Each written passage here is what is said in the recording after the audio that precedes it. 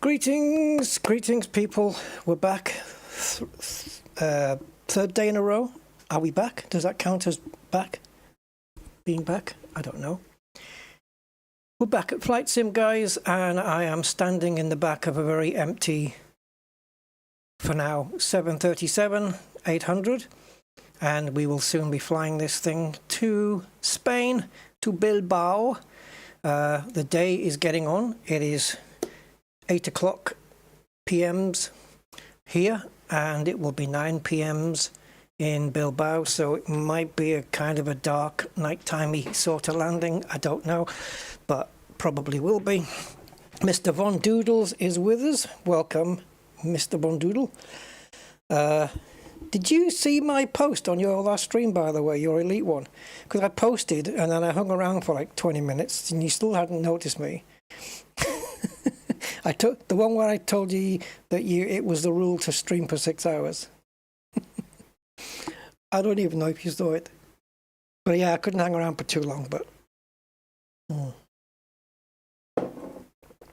Right. So today, guys, we are going with a holiday crew airline. This one, Jet2. It's got a great big sunshine on the back, and Spain is perfect for that. So, yeah. A window covered it. It's just not good enough. It's just not good enough. Well, I hope you had a good stream anyway. Right, so we have the latest Say Intentions running, and we have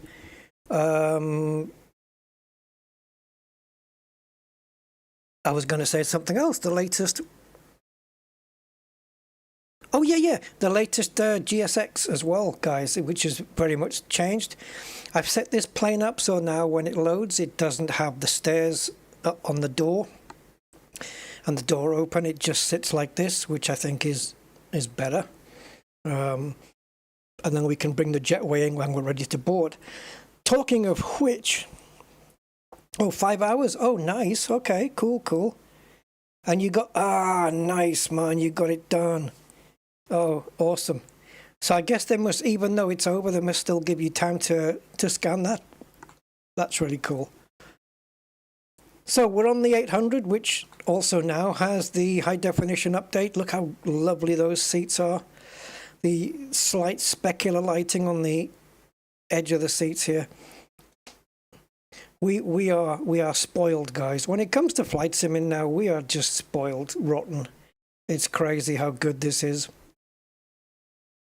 Yeah. Oh, 30 minutes ago. I was using my carrier yesterday, man. We went to all sorts of places. Were you on that stream? It was really cool. Yeah. And again, this works. Oh, I got my mouse working as well, my right mouse button. Took the mouse apart and yeah, it's the way I fixed it was really kind of weird. So if you turn the automated lighting off, then you get full control over the lighting, you know, aft and forward, whatever it's called.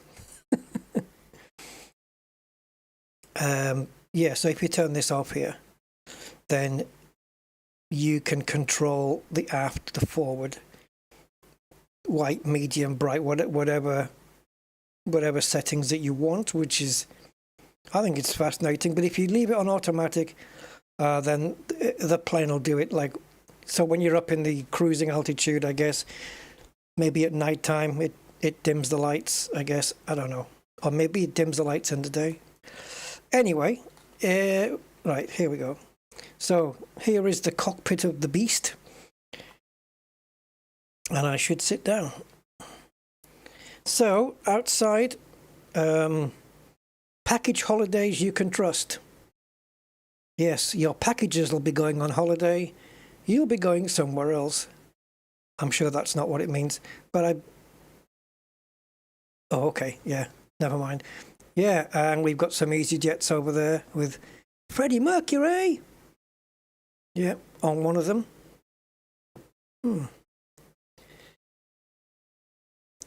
Right, shall we get going? Mr. Golden Samurai 7. Welcome. Right, so guys, the flight plan is filed, but I filed it a little while ago, so I think I may need to just slightly adjust the times. So what are we looking at now? 1850. Oh, that's a very different time. Okay, let's go into... So 1850 would be 1950. So if we plan it for 2045 my time, wait, why does that say 18? It must be an hour behind then. So if I plan it for 2050, then I'm going to have to put 45.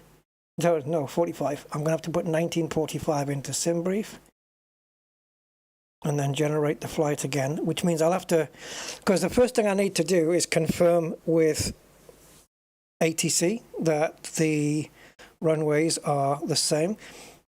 We've been given by SimBrief runway 08 right, so I want to confirm with ATC that 08 right is currently the active runway. I do have it set up so that Say Intentions takes the runways off SimBrief, but it's not always the case that it's going to do that. So to start to get that, we need to turn the plane on. So emergency lights and the batteries on, ground power enabled,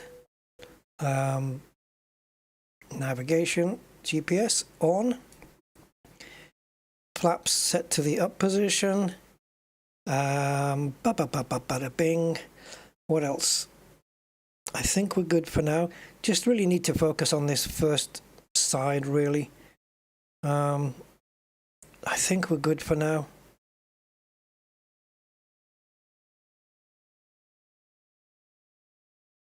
Yeah. All right. So this is going to pop up a couple of times as the plane cycles through its power sequence. That's fine.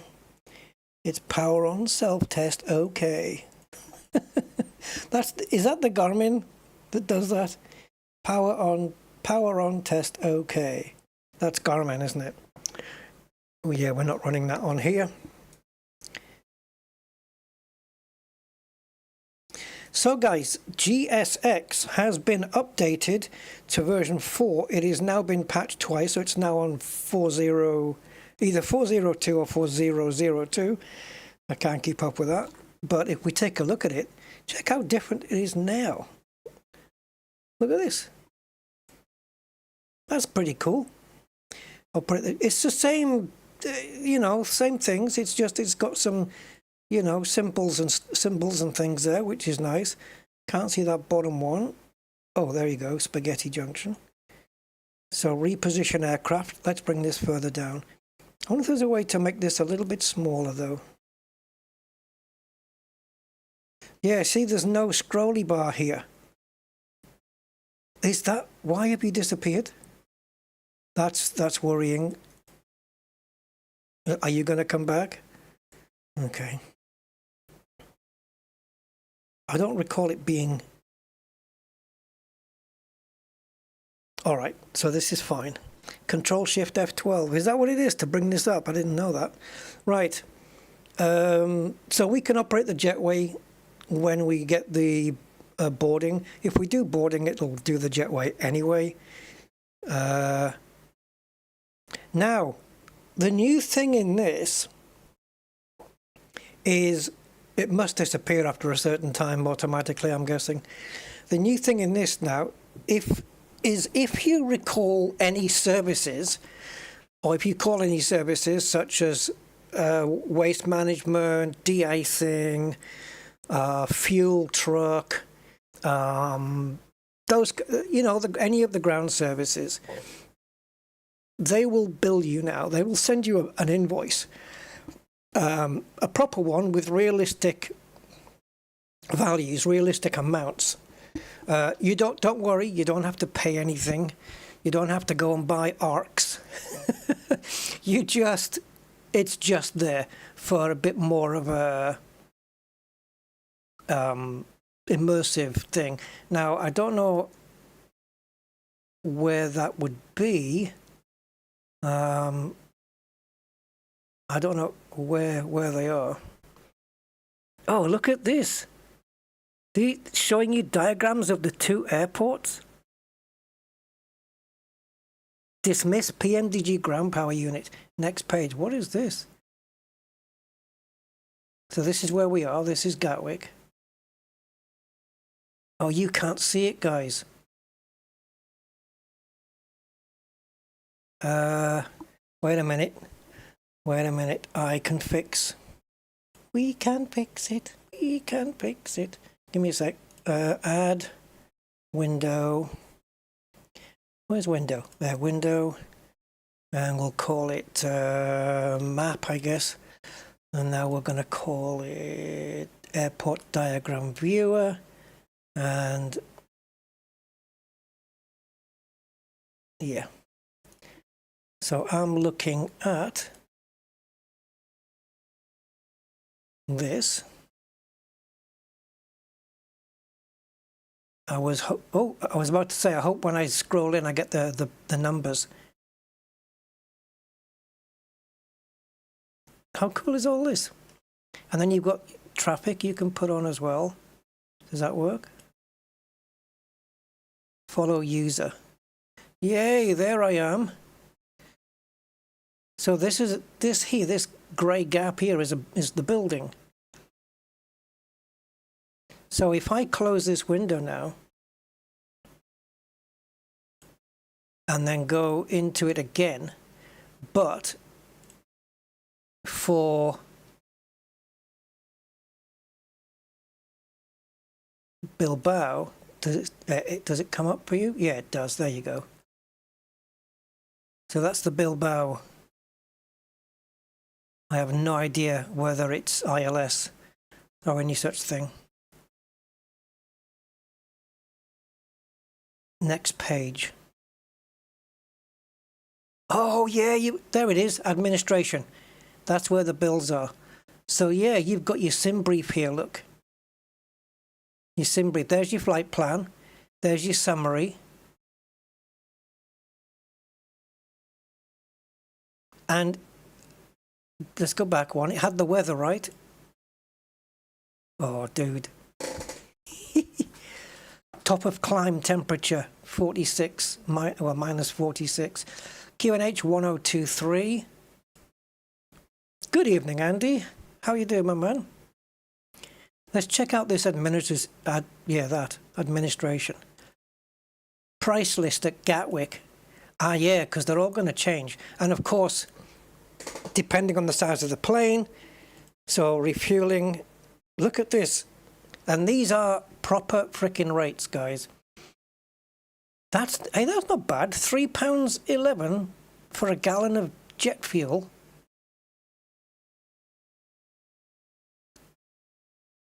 What's this fuel truck call-out fee cancelled? And they've included the UK VAT as well. Environmental cost surcharge. In dollars, by the way. Refueling dual service fee per gallon. Yeah, so these are like realistic figures. Hello, Captain Bob. Oh, that sounds like blackmail. I tell you what, I'll check out your channel. And if it's you know, what I want to subscribe to, I will. No, I was only joking. Do you have a channel? Is your channel the same as your name? I'll check it out. I've got your name noted down. I'll check it out. Right. So we've got past invoices. So what we're going to do on this one is we're going to take a look at, I don't like the way this is deleting the menus. I think it should stay there for as long as I want. So what we'll do is we'll fuel up the plane. This is obviously incorrect. We do not need this much fuel. So we're going to put the correct amount of fuel in, and then we'll We'll do it with the fuel truck, and then we'll see what the bill is, okay? All right, so let's do that. First thing, I want to ensure that my plane is set up correctly the way SimBrief has loaded it up, which means it has to be a single class. We don't have first class on this plane, it's just like for holiday makers.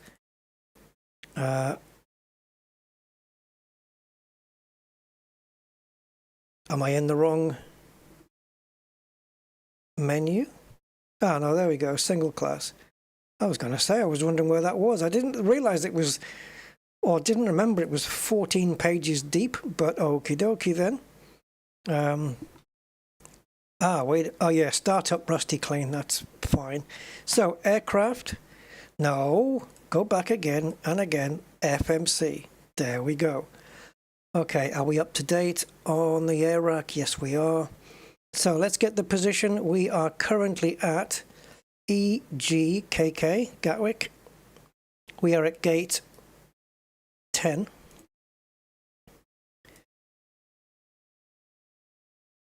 And gate 10's position is 9.3 and 9.9, which perfectly matches what the GPS is saying.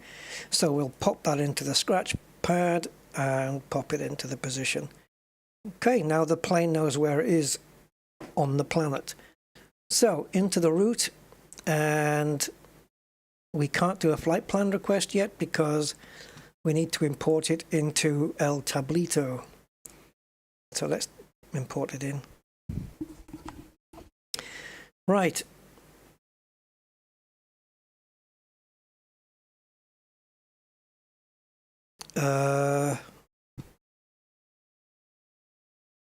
Okay.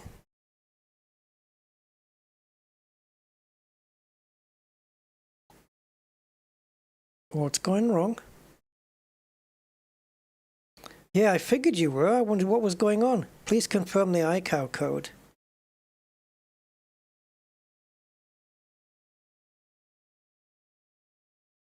EGKK LEBB. I've never seen this one. Request new data from SimBrief. Is that just going to keep going on repeat now? I wonder if me getting the weather from GSX is somehow squiddled with something. Hambo, hey! Welcome on board. I can't get the weather. Oh, wait a minute. If I hit refresh. It doesn't matter. I mean, I can get all the information that I need from ATC, but it would be nice to have it. We already know the air pressure, right? It's 1023. So we can change. This is the number down here that we're going to be changing. So let's just turn this dial.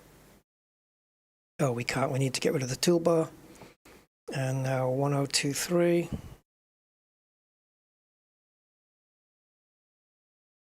Did I go too far? Because I stopped and this thing was still rotating. If I go back a notch. Okay, there we go. That's settled it down a bit.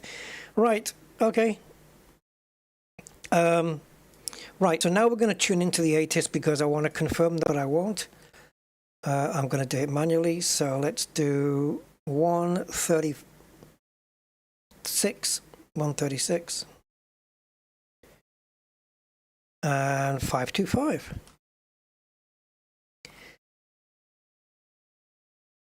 Maybe I'll keep my mouse pressed. There we go. Okay, and active.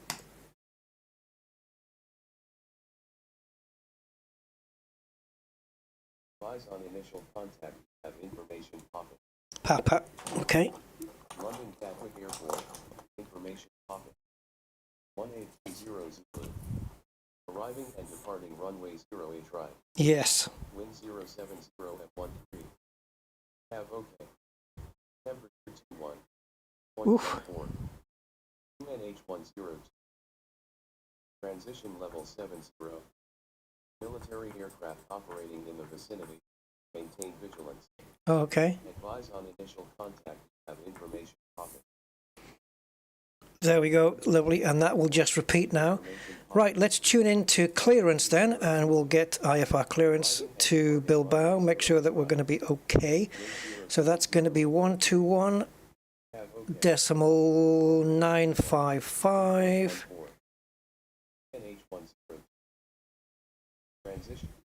Right, let's see if I remember. It's been a while.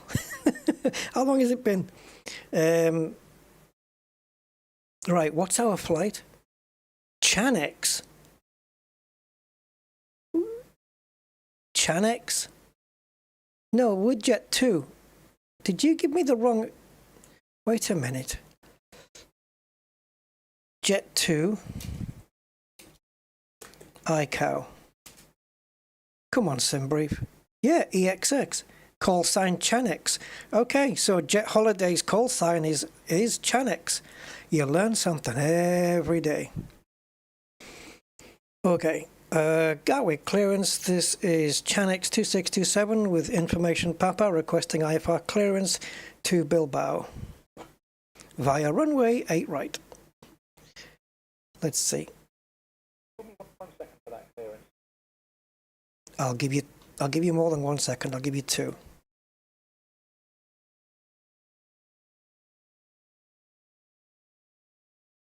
I'm going to increase the volume of the comms. 2627, clear to Bilbao via the Inver 1 Zulu departure runway 8 right. Initial climb to 6000, squawk 5724. Roger, clear to Bilbao via the Inver 1 Zulu departure runway 8 right. Initial climb to 6000, squawk 5724, Chanex 2627, thank you. Okay, so we are going on the runway that SimBrief said. That's nice. Chanex 2627, read back correct. Contact ground on 121.805. I need the camera for the thing. Which one is it? Where's my camera for my... There it is. Right, so we are squawking at 5724. So let's clear this, and 5724, and Ladies and gentlemen, welcome to S2 Dock Flight 627, departing from London Gatwick bound to Bilbao. On behalf of myself, Caroline Reed, thank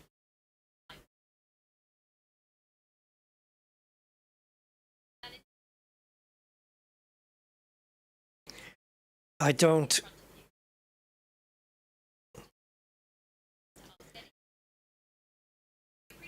Why is she doing this? Is this because I got the sequence wrong? Because I haven't even got the passengers on board yet. I guess I should have done the passengers and then requested IFR clearance, right?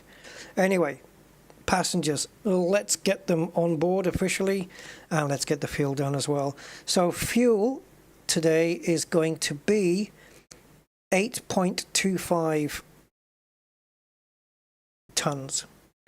8,249, let's call it 50 for the sake of argument, and let's get them on board. Travis, hey. Oh, thank you, my man, thank you. I will try and do that without messing up. Yes, Von Doodle, you're gonna have to. I'd like to see you fly one of the big ones, man. So we're gonna request boarding then.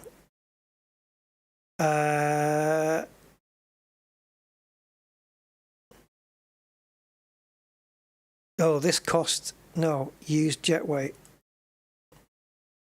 Oh, I don't mind. I don't mind who handles it. British Airways, it's fine. Just handle it, that's all.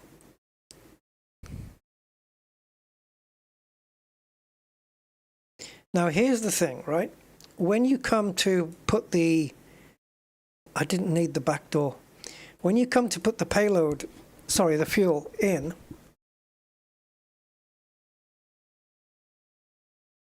if I'm not mistaken, you can do it from here, right? You can tell ground ops to do GSX. Let's see. No, I don't want the pushback tug. I am not ready. Right, what are we wanting? Ground service. Now, this is not going to request GSX's fuel truck, I don't think. But if we request GSX's fuel truck, will it take the information from SimBrief? Let's have a look and see what it does.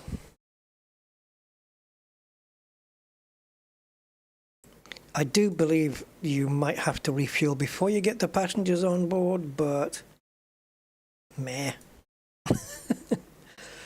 Oh, the fuel truck can't come now.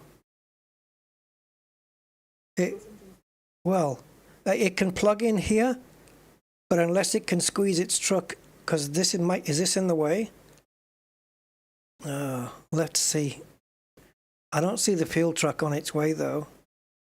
Oh my God, look at the baggage guy. Look at this dude at the top. Down to the freaking Dukes of Hazzard. Yeah, that fuel truck's not coming. Not yet. We'll have to get the baggage on board first.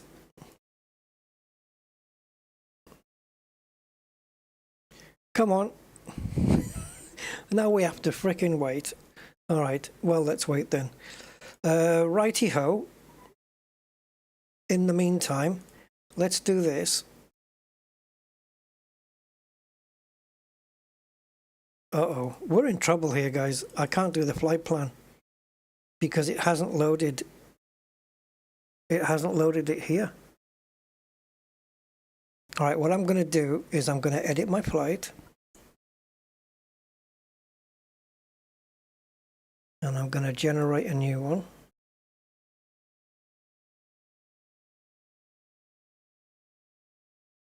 She's saying hello. Are the passengers coming on board? What the hell's happened? Oh yeah, there they are.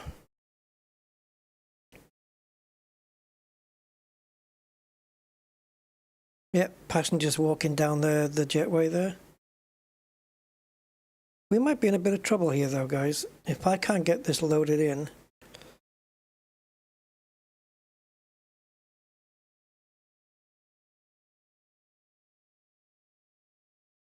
Let's have a look, see if the flight plan is here. It is, but this is not responding. Is that because I've got this? It is. Thank frick for that. Got covered up. Oh, thank you. All right. We're good. Right, so we can set payload, which is the weight of the passengers and the suitcases. But I'm not going to set the fuel. 8.2 is more or less where we want to be, but I want the fuel truck to do it. So yeah, let's wait for that, right? See what happens. I really just want to see the thing work, and then we can start setting up the rest of the thing. Is my door open? Yeah, it is. Ah, Tracy's on today. I don't know how she sees out that hair, but... Right, I shall start following flight regulations. Oh, this is Brian. I think Brian is up or down. Let me try up. How are you doing today? Is this Brian? I'm doing well, thanks for asking. Ready for a smooth flight. Okay. And Laura is my stewardess, my main stewardess. Hi Laura, how are things going with the passengers? All passengers are boarding smoothly, Captain. No issues to report at this time. I'm going to ask her to read the safety briefing again, or the welcome on board speech. See if she'll do it again, because she read it out when there was nobody on board. Let's get the brakes on.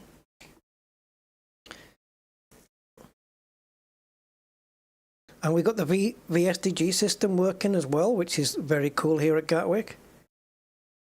The fuel, the passengers, shock on, which I think is a very good British saying. Flight number 267, destination Bilbao, and at the top B378, 738, because there's the plane, and we are 42. Are we 42 minutes over? Oh, well, that's a shame. Just another flight to Spain that got delayed. How is the baggage doing? Come on, guys. The one at the front's almost done, but this guy's slacking.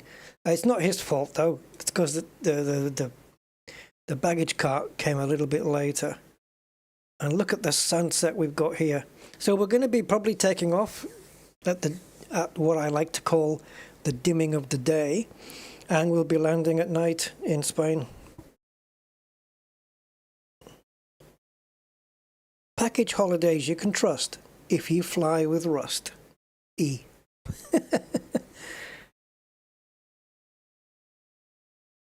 How good does this look, though? Yeah, we really are spoiled with flight simming. I wish we were, like, if we were similarly spoiled like this with sim racing, even though it is really good today, but it's, yeah, I don't know. Just want to be able to leave the circuit and drive around, which we'll be able to do soon in Assetto Corsa Evo. Driving on a Nordschleifer. And then we'll be able to roam around all the roads and stuff that's in the area. A few 100 or 1,000 kilometers worth of roads. I don't know, 100 kilometers, a few hundred kilometers. Don't know. But yeah, all that's coming. Come on. We need you guys clear so the fuel truck will come. Hopefully it will come automatically as soon as these guys are clear.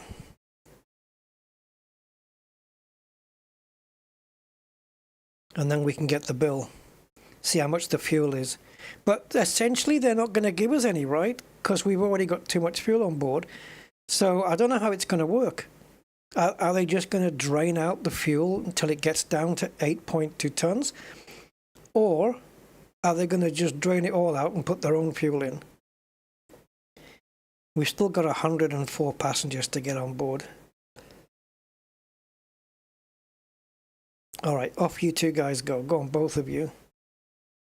Why are you still sat there? Do I need to close the doors?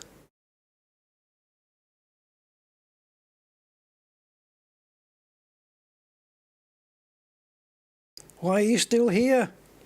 Go away. Right, I'm going to I'm going to close the doors and see what happens. Yes, I know. Please confirm the ICAO code. Yeah, the ICAO's fine. EGKK, Gatwick, correcto. Let's try Manchester. Something's gone doolally with this. I've not experienced this one before.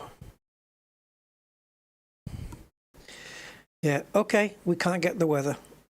That's fine. As long as we've got it here in the operational flight plan anyway. It's just seeing this coming up all the time is going to be annoying. And we just need the top of climb. Guys, how often is it going to come up and give me this?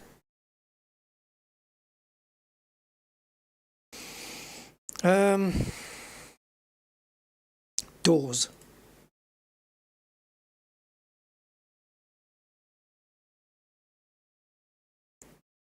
Let's make sure we're closing the right ones here.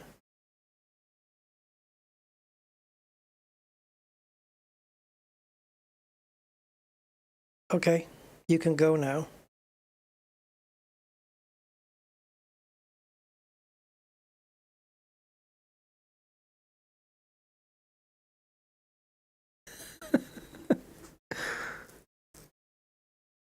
I can't. The fuel truck won't come until these guys disappear. See, it's yellow, right? It's waiting. Oh, I wonder if they're waiting until all the passengers are on board.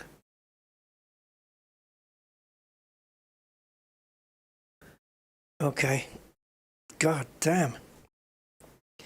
Brian, keep a hold of the shop. I'm just going to check what's going on back here.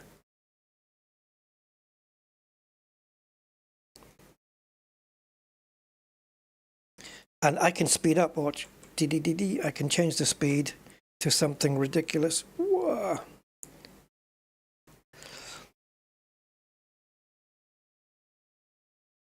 Hey, there ain't nobody coming up here. You can go. Take your chunky steering wheel and emergency ejector button and go. I don't need you.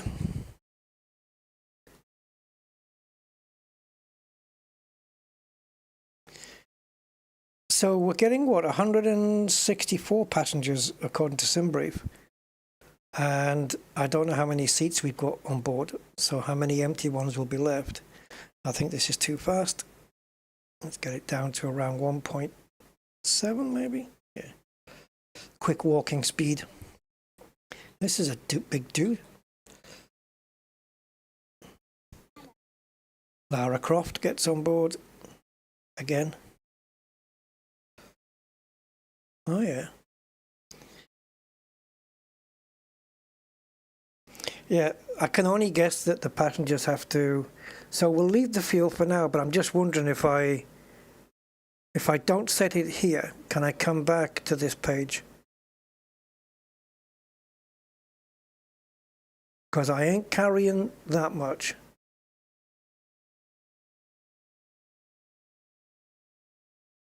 I wonder if we can set it here though.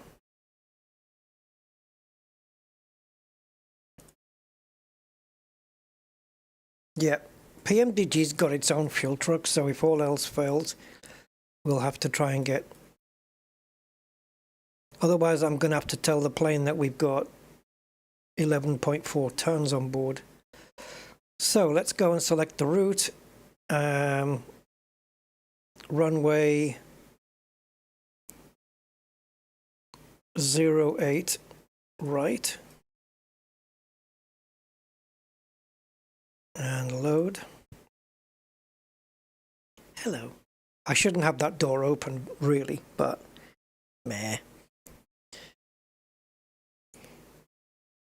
So yeah, we've got all the full weather meta anyway in GSX now, so it doesn't really matter if the EFB can't give it to us because we have a backup. However, I would like to not have that thing popping up all the time. Right, let's check our departures and arrivals. Let's go departure 08 right. And right, let's take a look at the flight plan, shall we? Route. And then we can see, because I haven't really seen it myself yet. So let's go here. And our routing today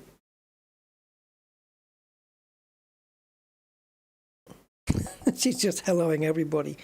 So we're flying out via Inver 1 Zulu, which is what they told us, and then the Inver. So Inver 1 Zulu, this one, no transition, and press execute. And then on the arrival, we're supposed to be arriving on runway 30 via the Mapax 3K. So ILS 30, nice, via Mapax. It was 3, wasn't it? Not 2? Yeah, Mapax. Doesn't fit the X on here, that's fine, same thing. Transitioning at Dirkse is a possibility. Do we have it in the list? No.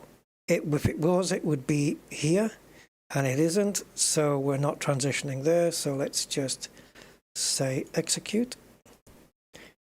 And there's our plan. We're going to be doing a U-turn the moment we take off.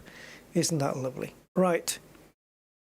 Okay, so let's go into the legs and run through in plan mode and see what's what. Right, so let's go step by step through here. Make sure there's no breakages. If there is any, it's going to be towards the end. I think we'll just fly over a tiny bit of France. We'll go over the English Channel, get over a tiny bit of France, and then into Bilbao. Bilbao is in the very, very north of Spain. I can understand why it's having a little problem here, though.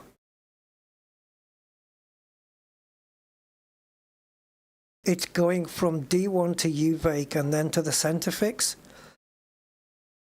Really? No. I think what I'm going to do, guys, is I'm going to remove UVake, and we're just going to fly from this waypoint here to the center fix here.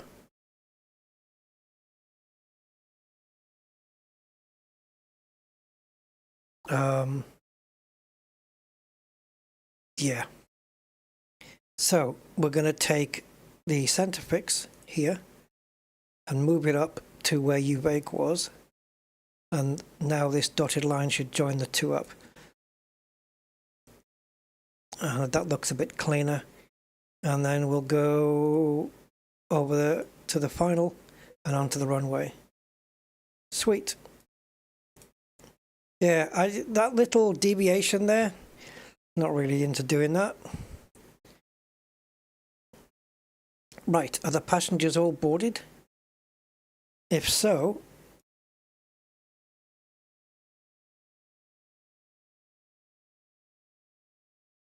we have a fuel situation here, and the sun ain't waiting for us. Anyway, I will keep on at this. Right, so cruise wind. Well, let's put the zero fuel weight in first. 60.5 tons. We'll put a 1 ton reserve, and the cost index today is 58, and it should show us that, I think, at the top, right? 58 and 58, and cruising altitude today is 31, and we can confirm that here. But what the hell is this then? It is 31,000. Okay, so flight level 310. And the wind at cruising altitude is, didn't it say minus 46? Let's see if it is. Let's get the wind information. Here we go. Top of climb at 31,000 feet is 207 over 17. Sorry, 205 over 17, and it is minus 46. So 205 degrees, 17 knots. So 205. See, it's easy. 205 over 17. It's nothing complicated. Oh, here's the fuel. I wonder if we can adjust this manually then. We can do it on the performance screen. Right, next up, let's execute that. Now, is it N1 limit I want to go to, or performance init request?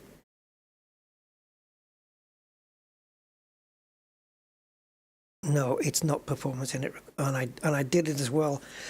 Damn it! I think it's going to alter some of these numbers. Is it? Let's just make sure it didn't. No. Right, N1 limit. This is what we need to be. Right, the D rate. Oh, performance init update ready. I don't want to do it. Okay, let's go here. Performance. And we want runway 8 right. Condition is dry. 21 degrees here. Optimum flaps, whatever they're going to be. We'll find out here. Anti-icing will be off. Air conditioning will be on. Let's import everything from everything as well. Weather is going to be a problem. I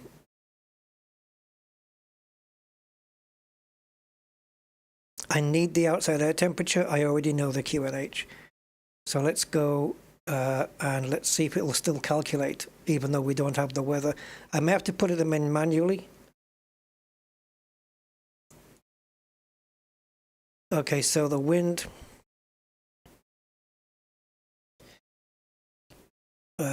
Gatwick clearance, this is Chanex 2627. Can you give us the current wind and outside air temperature, please?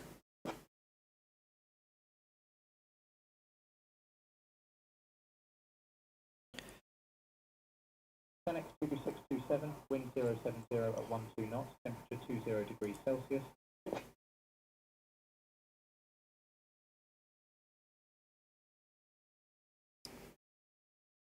Hi, could you repeat the weather, please? Oh, I should have said the wind.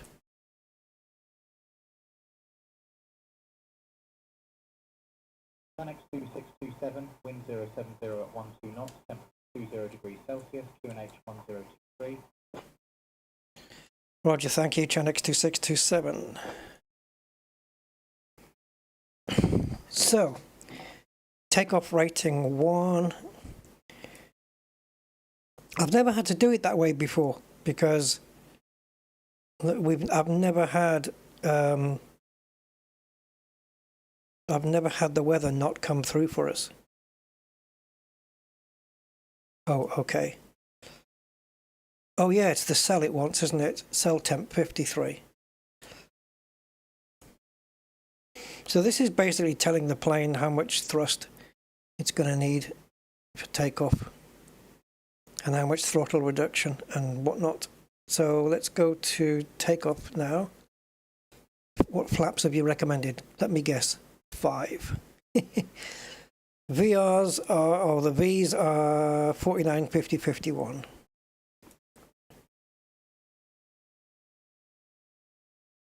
One 49, 50, 51. Perfect. We can just slice them straight in. And the CG is... Oh. Sorry, I couldn't even bloody see what it was. 24.1. Whew. I was looking there and I couldn't see it. 24.1, which gives us a trim of 5.38. I'm pretty sure I have a trim camera, but I don't remember which one it is. So let's just do it this way. So trim 5.38. So it's going to be 5, and the next one on that scale, this one is 6. So we want to be just below 5.5 ish. Oh, go back. I think a little bit up. It doesn't have to be like bang on.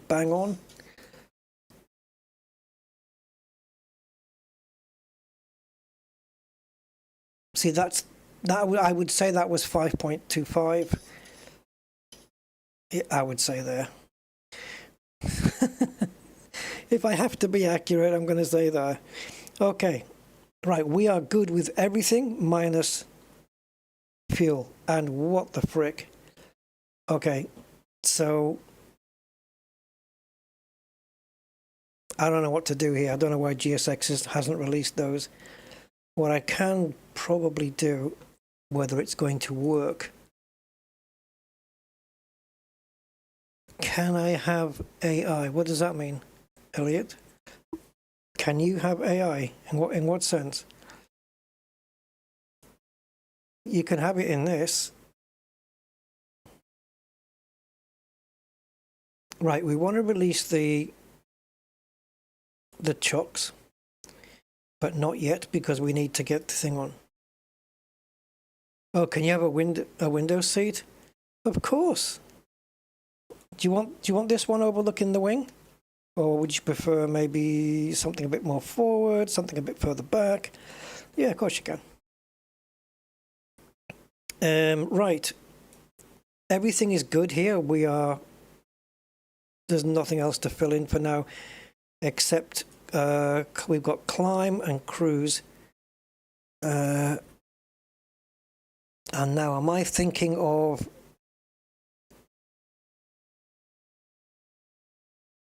Am I thinking of the Airbus here for putting in the climb winds? Yeah, this is an issue.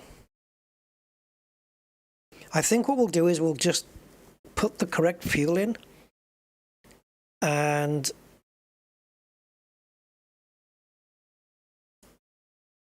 yeah, I don't think the tow truck is coming. So I want to see if we can go backslash 8.2 and hope it will adjust here. Oh, shite. All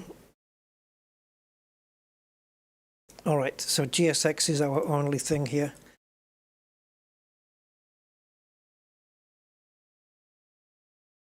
Let's take the jetway away. Release ground power, no, please. Right, that will remove the stairs, but will it entice the baggage people to piss off?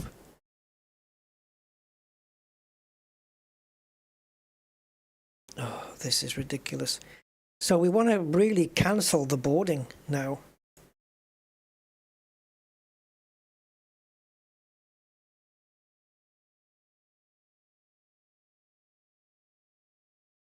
Complete now.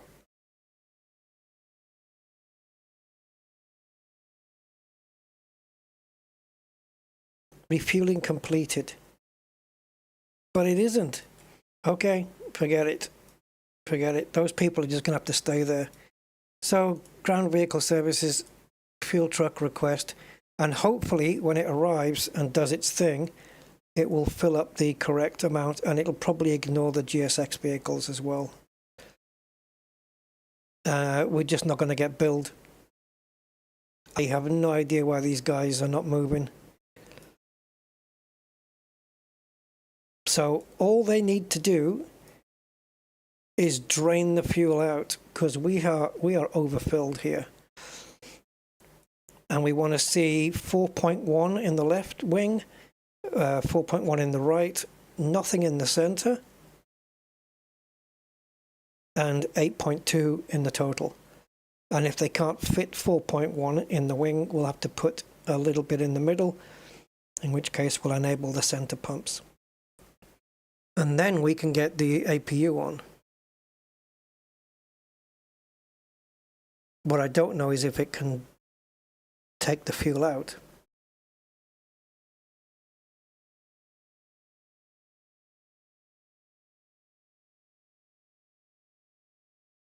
You better not, just as long as you're not adding, because I don't want to end up with like 19 tons of fuel, because that would be silly.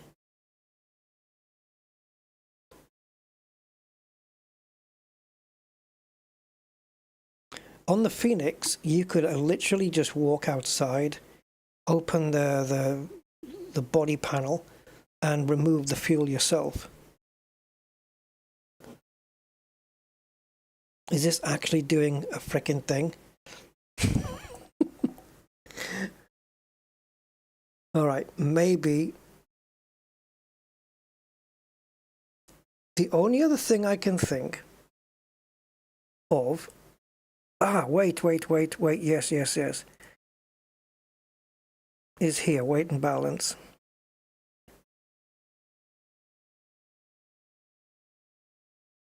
Where's the fuel? Here. Quick fuel. No, we don't want quick fuel, because that's just using a preset. Oh my God.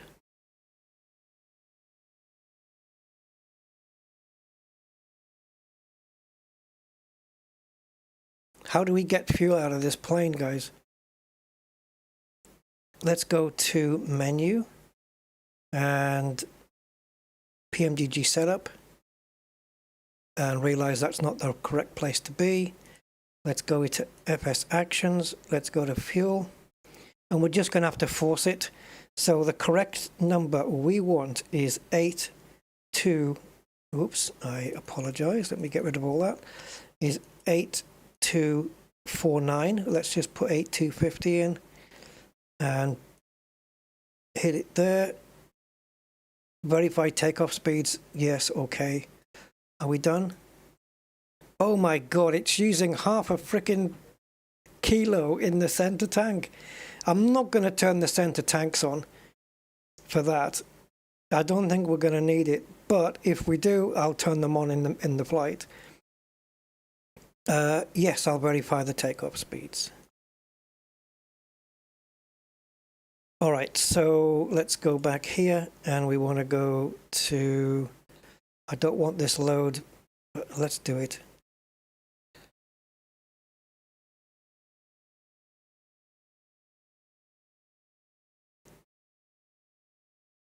Okay, so one, flight level 310. 0, we can't touch it. What a rigmarole setting this up. I'm going to leave everything else as it is. The transition altitude, we've been already told it's 7. I think Gatwick is 6, but we were told by air traffic it was 7. So that's what I'm going to put in. And now we need to go to the performance screen. Index. No, sorry, not performance. That's performance screen is what we're on. Takeoff screen. Yeah, now that's the thing. Was this? There was the previous performance based on the fuel that we had at the time.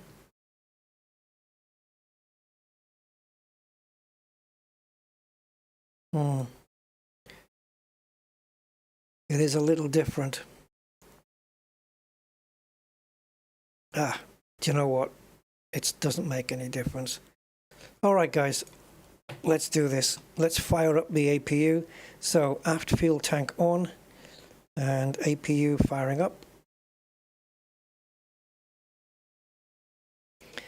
And we will be going to 31.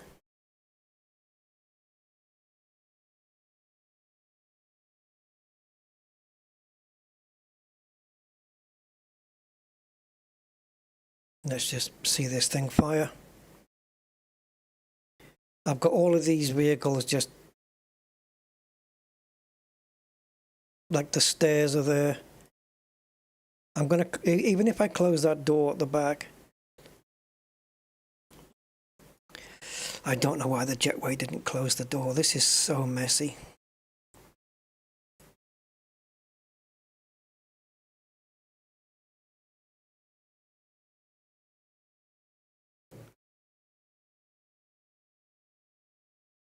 Right, so as soon as we get APU, we can take the ground power away and the chocks away, and let's see if everybody else goes away. I think GSX is just, it needs rebooting personally. CG241. Okay. Let's just see what that number is, because I do want to make sure that one's close. 2DD.1. Letting all the heat out. Yeah. What the hell is 2DD.1? 2491. Well, that's a bit of a difference.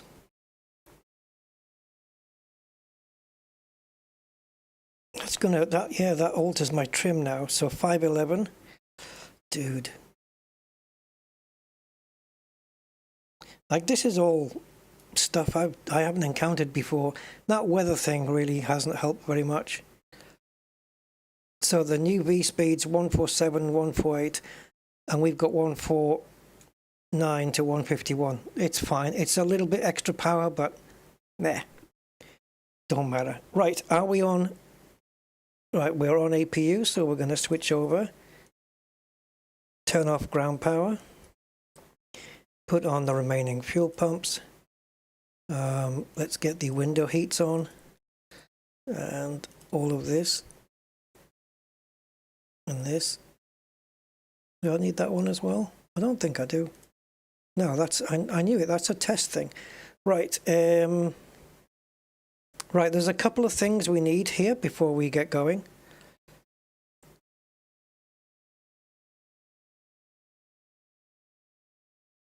What have I done here? I ended up putting it in overheat. Will that reset them okay? Cool. Right. Isolation valve open, APU bleed on.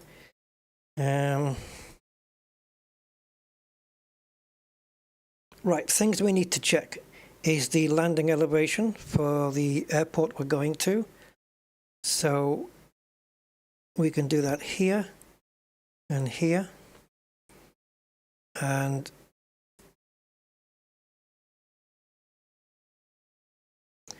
now I wonder if this is why we can't get the weather.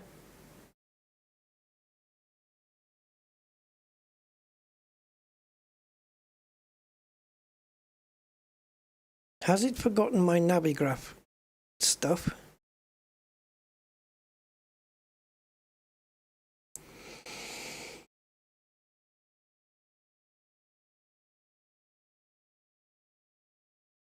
It must be the link to Navigraph. Right, so let's do a search.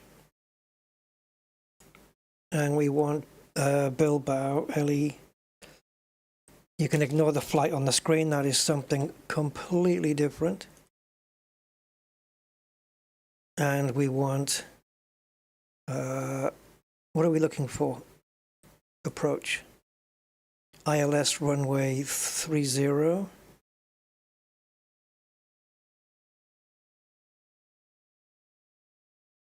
And the runway is 128 feet altitude.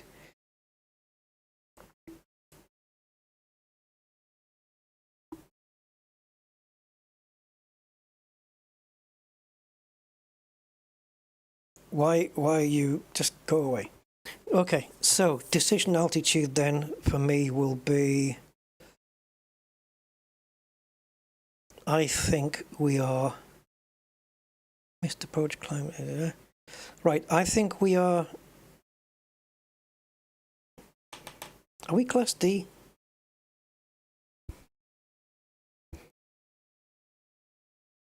Let me just confirm. Give me a sec, guys, please.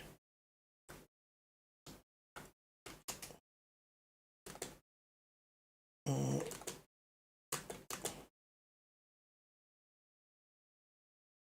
737. Yep, 636. Okay, that works. What class is 737 800? 4.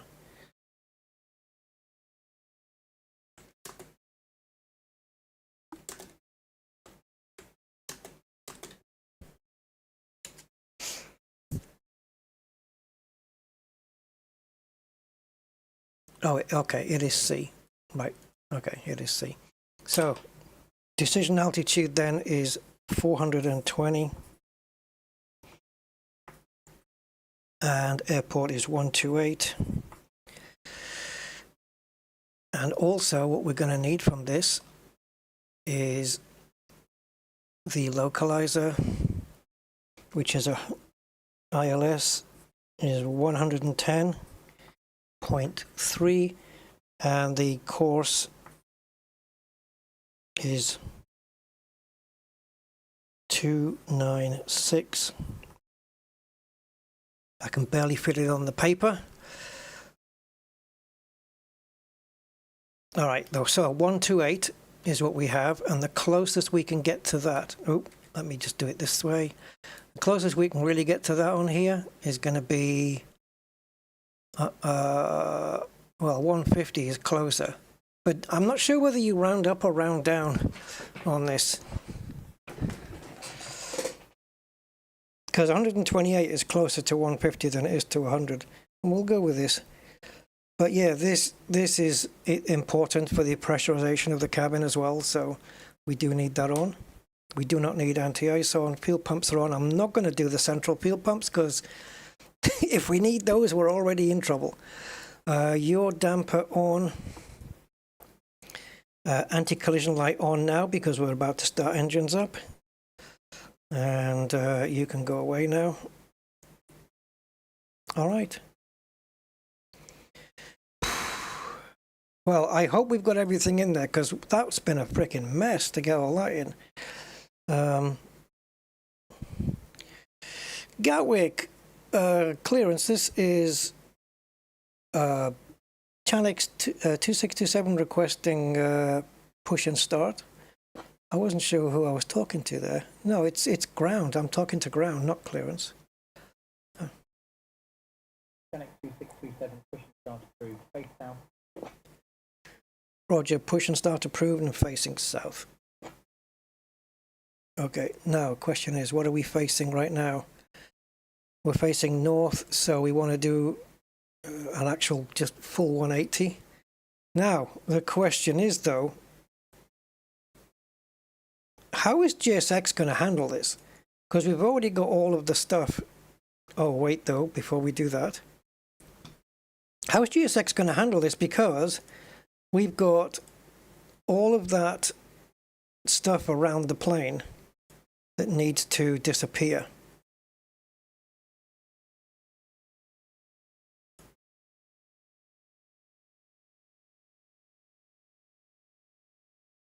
Okay. Right, so let's have a look. Yeah, see, all the GSX stuff is there. So now, if I tell GSX to do something, will it figure out that it needs to get rid of all that other stuff? Prepare for pushback. So in that preparation for pushback, does it include getting rid of these turkeys? Well, this...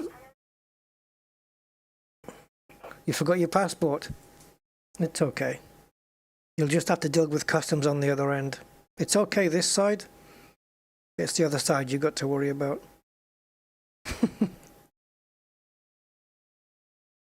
Right, I don't know what's going to happen here. These guys are stuck.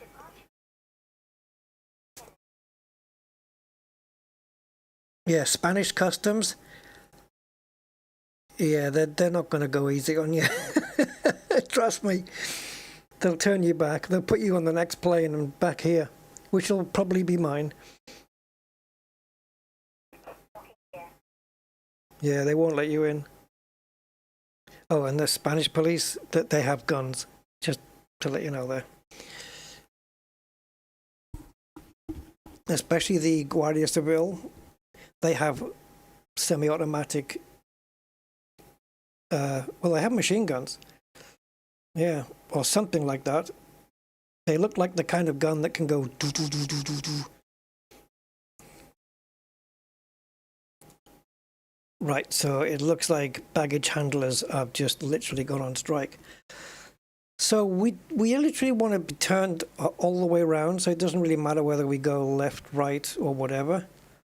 So I'm going to go nose right on this, and you know, it is what it is.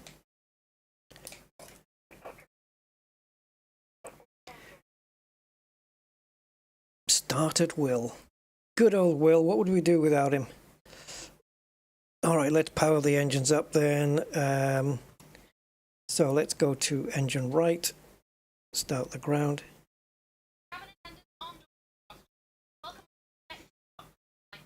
They're still there, look. Right, let's just make sure that the ends are filling up. There it is. Fuel in.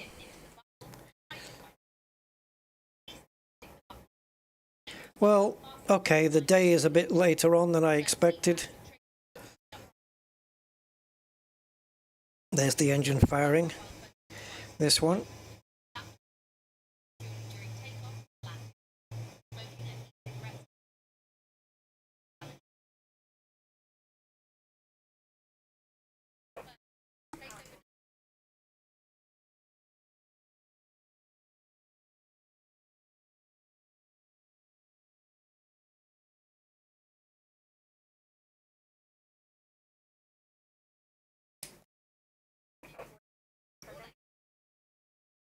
Yeah, okay, I will start engine number 2, or engine 1, but the second engine.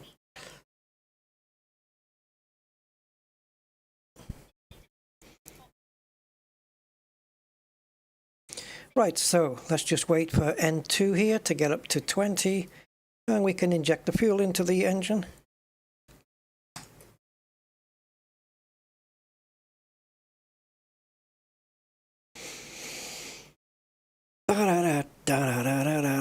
So that's where we are in relation to runway 8 right. So I'm guessing we're going to be going down here, taxiing this way and then taxiing along this way onto the runway, and then we'll have to go up and turn around.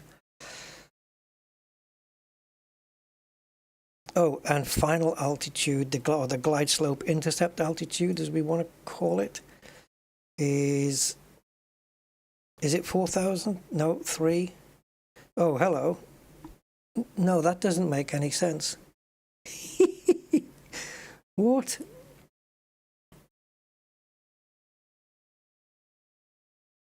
Ah, okay, yeah, okay. Yeah, because all right. Right, let's run through to the end, guys, and find out the glide slope intercept. So we've got 11 nautical miles there. So 4.4, really? I'd like to double check with that on the charts, but okay.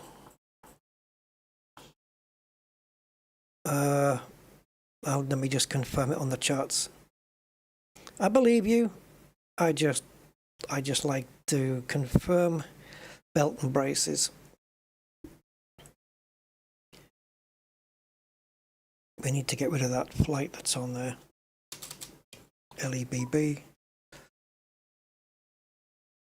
Yeah, that beep you're hearing is them waiting for me to confirm that I have a good engine start. They're just going to have to hold on. Right, 4.4. Before we start dipping down, collect the glide slope and go down. No problem. Right, are we good on the engines? Both are good. Let's tell her that we have that, and then they can release us. I hope.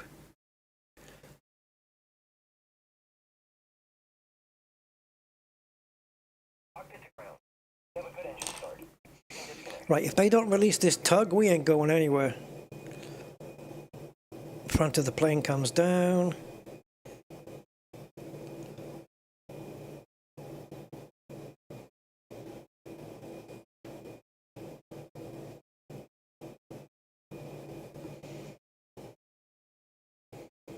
Lovely. Okay, we just wait now to get confirmation that we can move, and we're good. So in the meantime, while we get that confirmation, we can go to camera number 5 and go flaps 5. So it's a Boeing, so it's 1, 2, 5. So there's flaps 5 going in.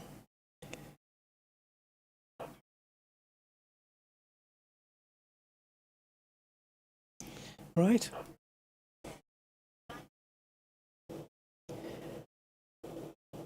Oh, she's doing the moonwalk.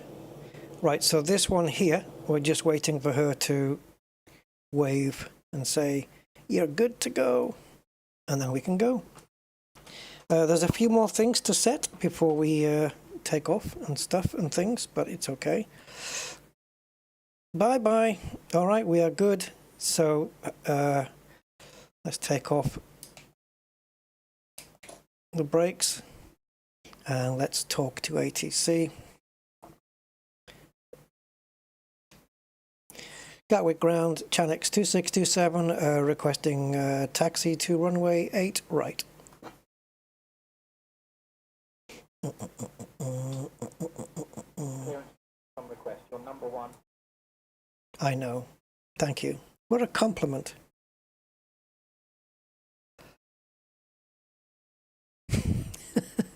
Yeah, number 1.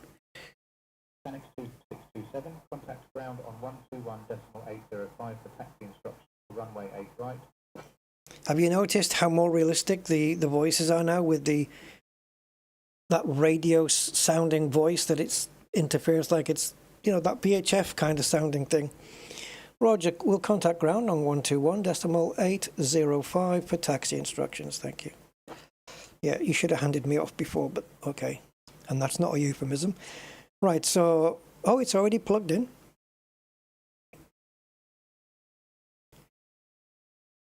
Oh, we were on clearance and we should have gone to ground. Okay, sorry guys. I had so much to faff on with there.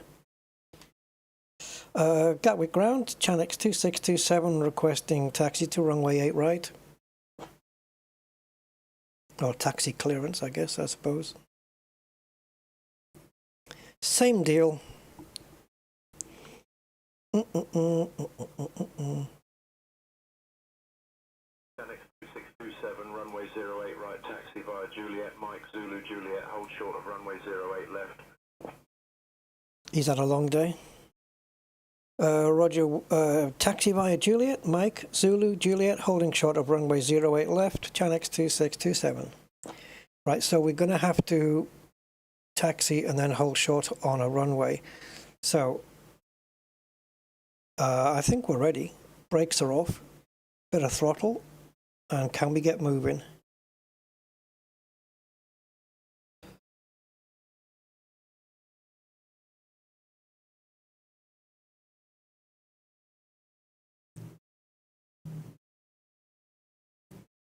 Everybody strap in as we're going on a long journey. I just need to pick up the taxiway, which I think is this one. Whoa. And then we want to slip. We want to do a little S thing here. Let's slow the plane down. She's a little fast. And when we get to runway 08 left, we need to stop.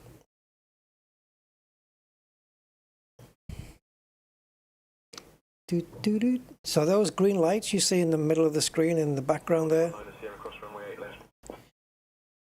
was that for me? No. I was going to say, I just heard runway 8 left, which he's been now given permission to cross.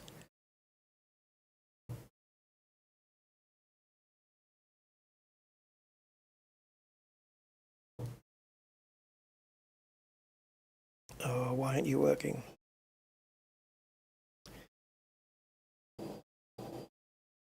We are a little quick. I think we're a little bit over the speed we're supposed to be allowed. Yeah, I was hoping that half of this flight would be in the daytime and the other half would be towards the night. But I think I need to connect this plane up to Navigraph again.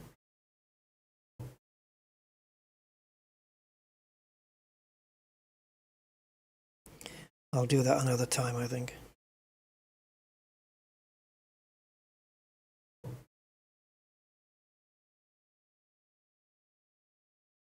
So let's get the auto brake set. The only other thing that we need to do is reset the fuel flow before we take off so we get an accurate assessment of how much fuel we're using per hour. So where that plane is at the end, I think that is runway 8 left, and then we kind of have to just go across it to runway 8 right. That's what I suspect. We're about 5 knots quicker than we should be. I'm just going to stick a little bit of brakes on. See if we can just slow it down a little. Nordic 19 Sierra, contact tower on 124.23. So we're going to have to hold here because those planes are being held as well, so we have to. Oh, and also, shit.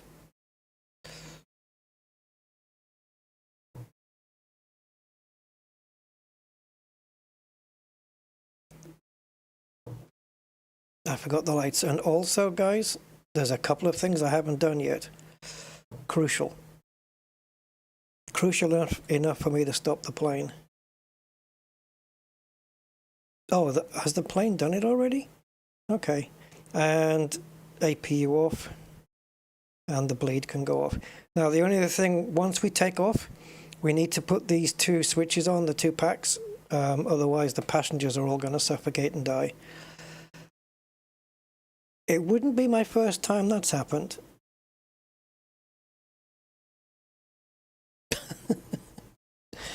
Oh, yeah.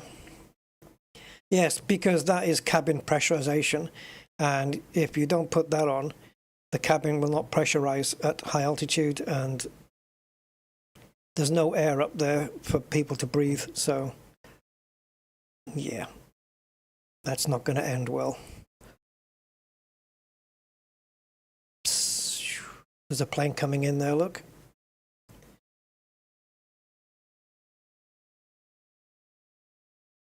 Are you directing me right to the end here? It looks like it is. I'm being directed up here.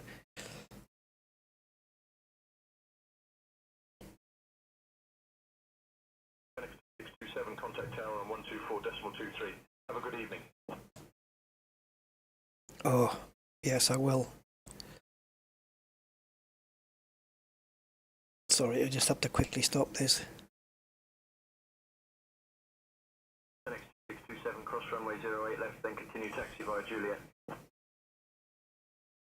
Roger, we'll contact tower on 124.23 and now crossing runway 08 left. Thank you.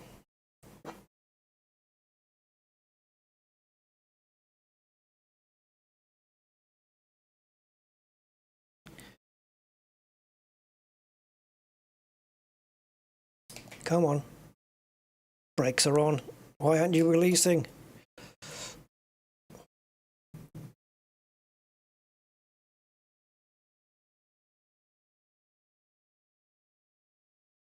Now this says 08 right.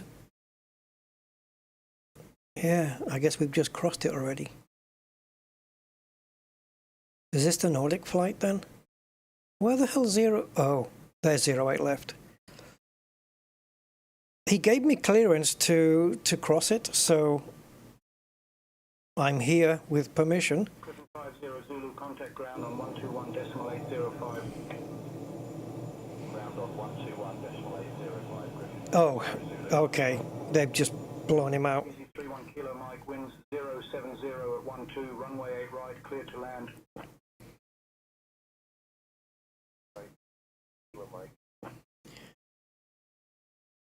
Gatwick Tower, this is Chanex 2627 requesting takeoff from runway 08 right.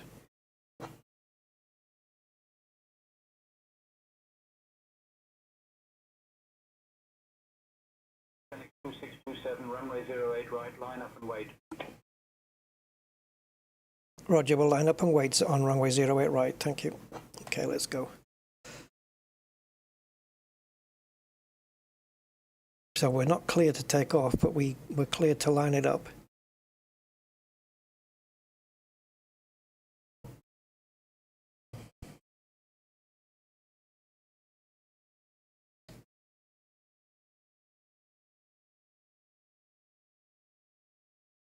Annex 2627, runway 08 right, wind 070 at 12, cleared for takeoff.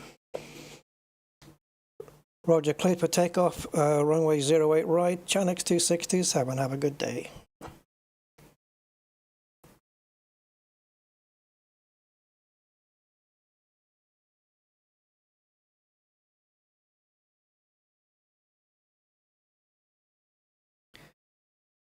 Yeah, I've missed a few things out here.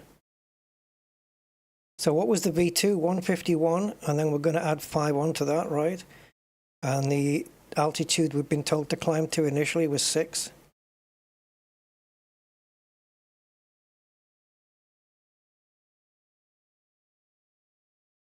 Gatwick Tower, this is Chanex 2627. Can you please confirm the heading of runway 08 right? Save me looking it up.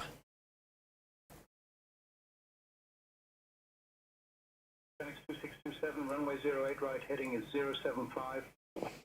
Roger, 075, thank you. Chanex 2627.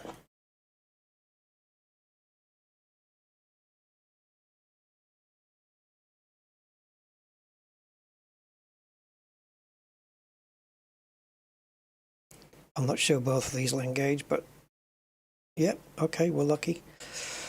Right. Let's go.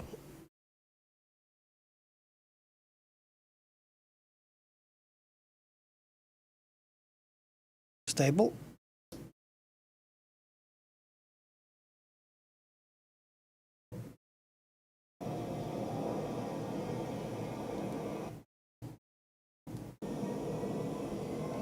I wonder if we can get a nice view when we take off, though. 50 Zulu, hold short of runway 8 left. 8L, holding short, Griffin 50 Zulu. V1, repeat. I knew it.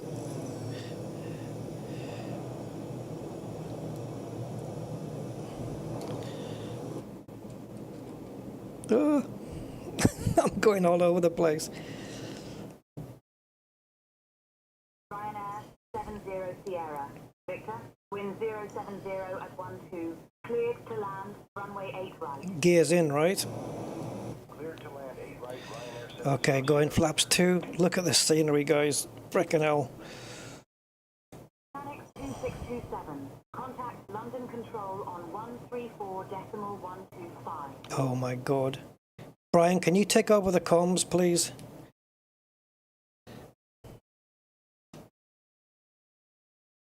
I've got the radios, Captain.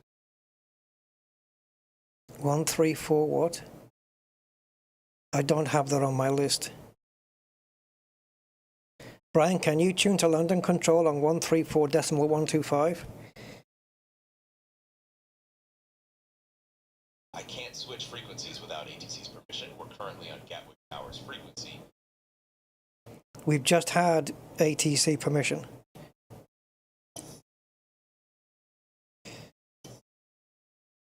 Switching to London Control on 134.125. No way. Well, he did it. Well, it's there. He didn't make it active, but he did it when I told him we had clearance. Man, this is... honestly, this say intentions is just unbelievable. London Control identified. Climb flight level 170, turn left, heading 265, KW19, then on course. The night lighting, or at least the night lighting's not great in this, but the twilight and the beginning of the day, you know, before sunrise, you know, as the sun is just about to pop over, it just looks so freaking good. But it looks good all the time, this sim. All the time. Flight level 170, left heading 265, vector KW19. Is that us? Have we been cleared?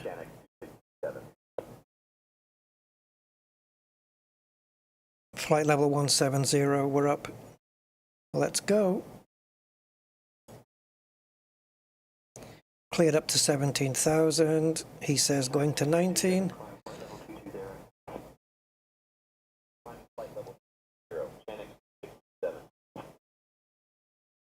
Now, is it going to climb? No, it's not going to. Now, this is the thing, right? The plane isn't climbing, and the reason for that is because we are constrained to 3,000 normally. And the only way you can, the plane will break that constraint. Well, it won't. The plane won't. The numbers here, the big numbers, tell the plane you have to be at this altitude when you're on the way here, right? And the small numbers is what the plane calculates it's going to be at when it climbs. So for the next 5.3 plus 7.3 miles, it has to stay at 3 and then go up to 4. It cannot go up to 17. However, because ATC has cleared us, that overrides these constraints. And so we can just tell the plane level change, and it will engage that level change and ignore what is here. That's basically what's going on with that. And once it gets there, we can turn that off and go back onto VNAV. VNAV, what that's doing is it's keeping the plane at the altitude on the computer. Level change is overriding that, and that's why VNAV's disabled. We're getting it right. We're understanding this. Yeah.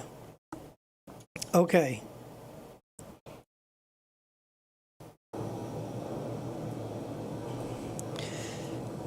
Hey, we're going to España.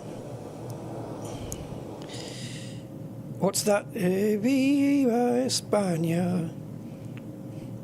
Do we have to talk in Spanish when we get into Bilbao? I don't think I'll cope. I can do some, but I don't think I'm going to cope. Bienvenidos al aeropuerto de Bilbao. Have you been here before? Speed 1905 for space. 1905 for space, Channel 627. Oh, it wants me to go at a speed 195.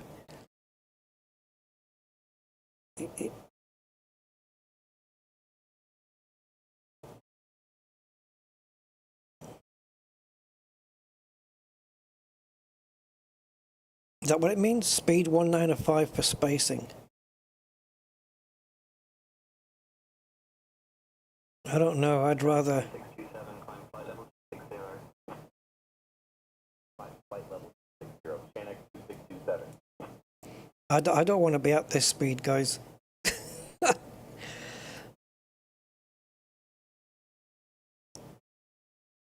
I want to be.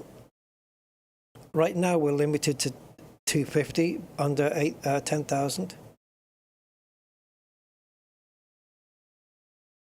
And also, we've been cleared up to 26.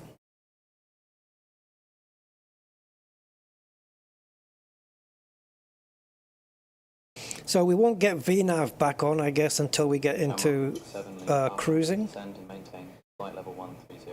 Cleared for the Zurich 1 hotel arrival into Heathrow. Descending to flight level 130. Cleared for the Zurich 1 hotel arrival into Heathrow, Shamrock 7 Lima Papa. London Control, Shuttle 6 inform, flight London Control. Imagine being here and the engine flies off. It's not a rat. What's not a rat? Oh, okay. I got you. The Faulty Towers reference. At our 3 o'clock, about 3 kilometers out, we can spot Town Bridge in Godalming. This charming bridge dates back to the 18th century and has been a key crossing over the riverway for centuries.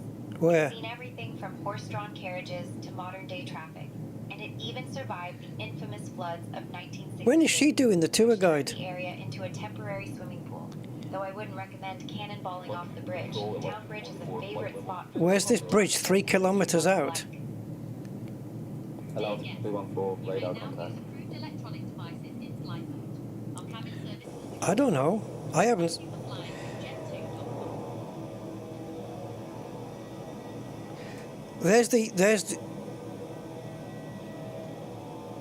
Where's what bridge?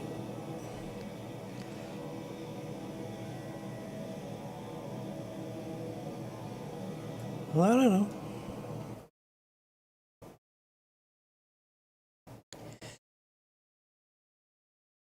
Laura, what was the name of that bridge?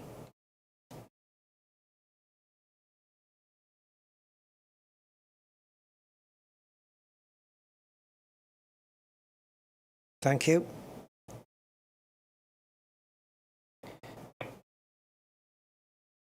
Cabin altitude's fine. Thanks for reminding me, though. I didn't turn the landing lights on. Oh my god, I had it pre-programmed in my head to do that.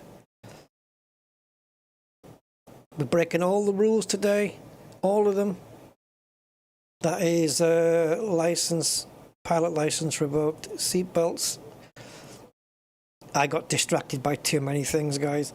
Plus, my other excuse is that it's my first time back. But I've got nothing orange on the top console here, except for this, which is supposed to be. No oranges, which means I've done something right. Now then. I don't think we can get, it's not like the Airbus, I don't think, where we can get aircon information here, but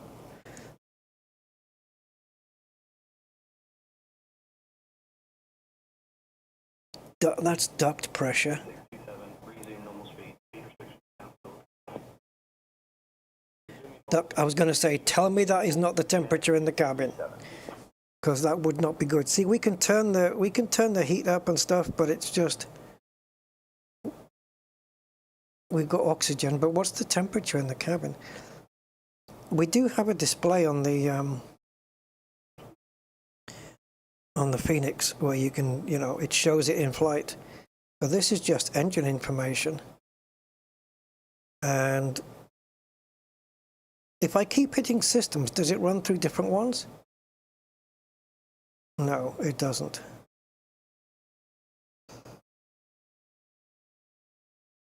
Or does it? Let me get rid of, obviously, is a toolbar there, right? Let's get rid of the toolbar because it's restricting. No, it's hydraulic or nothing. It's hydraulic or nothing. You're burning. No, if anything, you'd be getting really cold. Right, we are beyond. We should be going quicker now.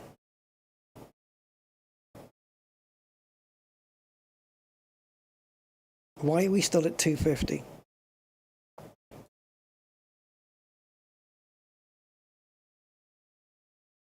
I'm going to reset the auto throttle.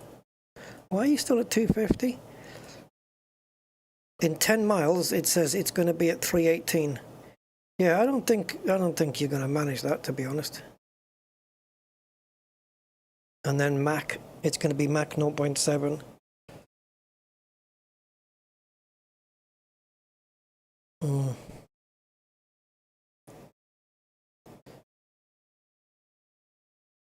I don't know if the VNav's going to have anything to do with it.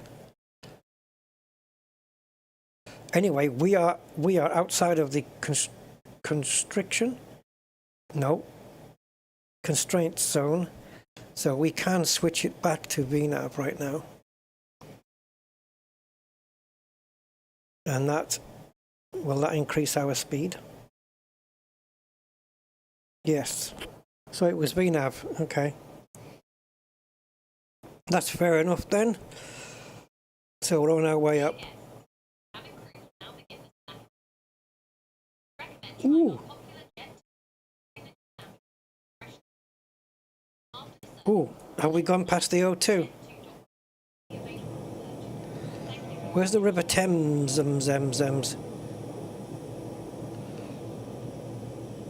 Oh, we've gone straight past, I think.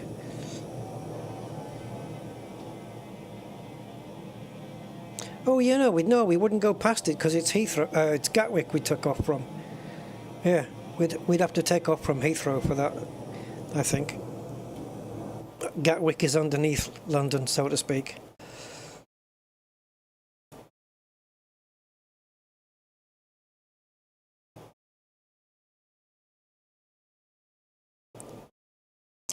So the rate of ascent has slowed down quite a bit, but I'd like to increase that actually. I can do it with this. And I think doing VS shouldn't... Oh, it does. Okay, never mind. I was going to say, I didn't think it killed VNav, but it does. So we're just going to climb a bit quicker. I want to reach that 26 so that we can be told to get up to 31. So we're going to be going around 1,000 feet per second here. Just keep an eye on the speed. It shouldn't really increase too much. 318 it'll get to, I think, and then it should stop. That's what it's been told. And also we can now come out here. Top of climb is expected here. And this green line is where it's expecting to hit 26. Okay. All good aboard Rusty's Airlines.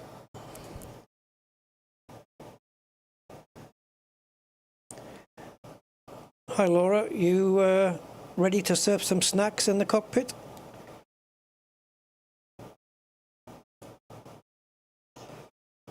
Where is she? Hello, anybody out there?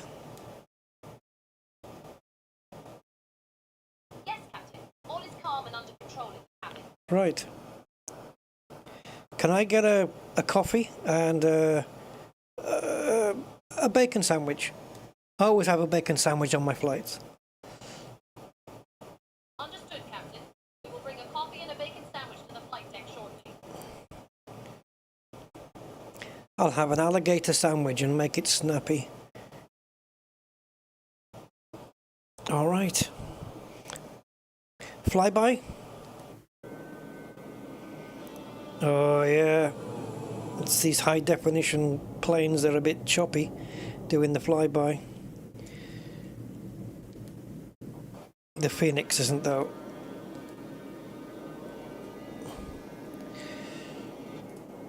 Come on.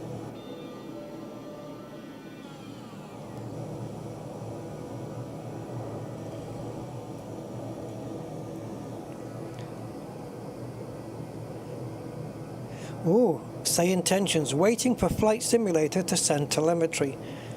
Okay, well we fixed that.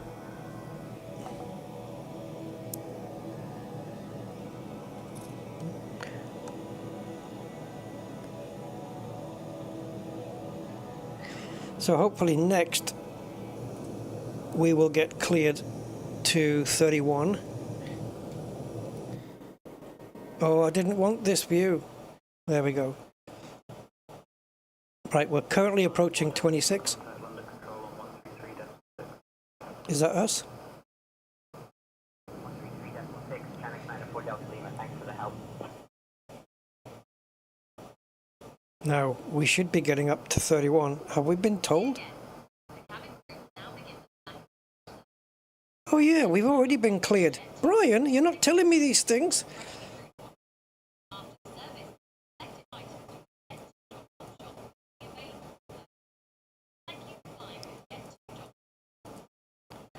Brian, when we get clearance, you tell me.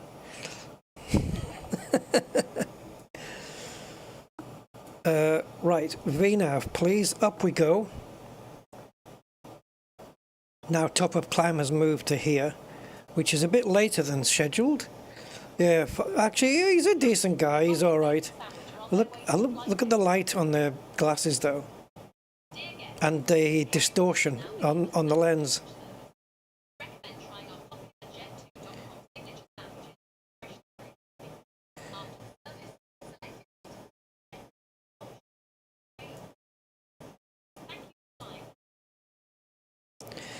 Which Chinese guy invented the camera lens?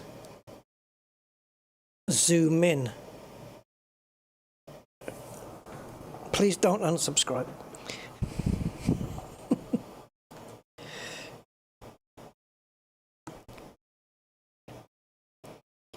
Look at that majestic sunset.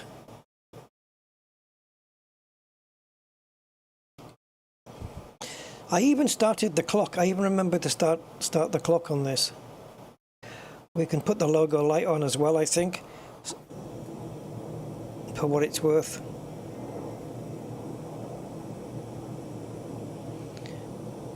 It's these, by the way, I think the logo lights on this, just to light up that tail.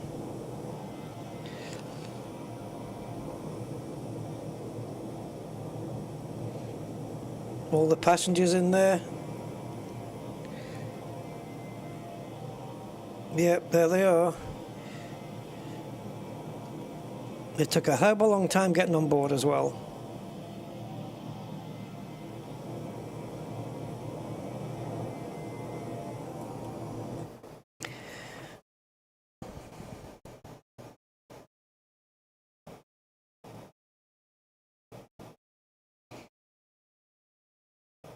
So flight level 310 within 20.8 nauticals. It doesn't mean it's going to reach 310 here, but it can reach it between here and here. But it will definitely be at 310 by the time it gets to Lelna. So as you can see here, it's going to actually happen somewhere in between. And we're climbing at 1,300, 400, but it's climbing, man. 1,600 feet per minute, 1,007. Man, it's pointing that nose up. Are you sure you can handle it? Is my mouse okay for doing this? Yeah, I had a real trouble with it yesterday. And what I had to do, the base, okay, that beep is telling me we're nearly at 31. So the base of the mouse, I had to unscrew, right? So there's 2 screws at the bottom and 2 screws at the top. And the 2 screws at the top are the ones that are pretty much underneath the 2 mouse buttons, okay? So I took it all apart, and inside, next to the battery and the circuit board and everything, is the 2 micro switches that control the left and right buttons. And I went online to use a mouse button checker online, and I could, because before I took the mouse apart, I was pressing the right button and it was engaging and disengaging, you know, click, click, click, click, click, on and off, on and off, on and off, on and off, all the time, which was literally no good to me. When you hold the mouse button down, it has to stay engaged, and it wasn't. It was just flickering.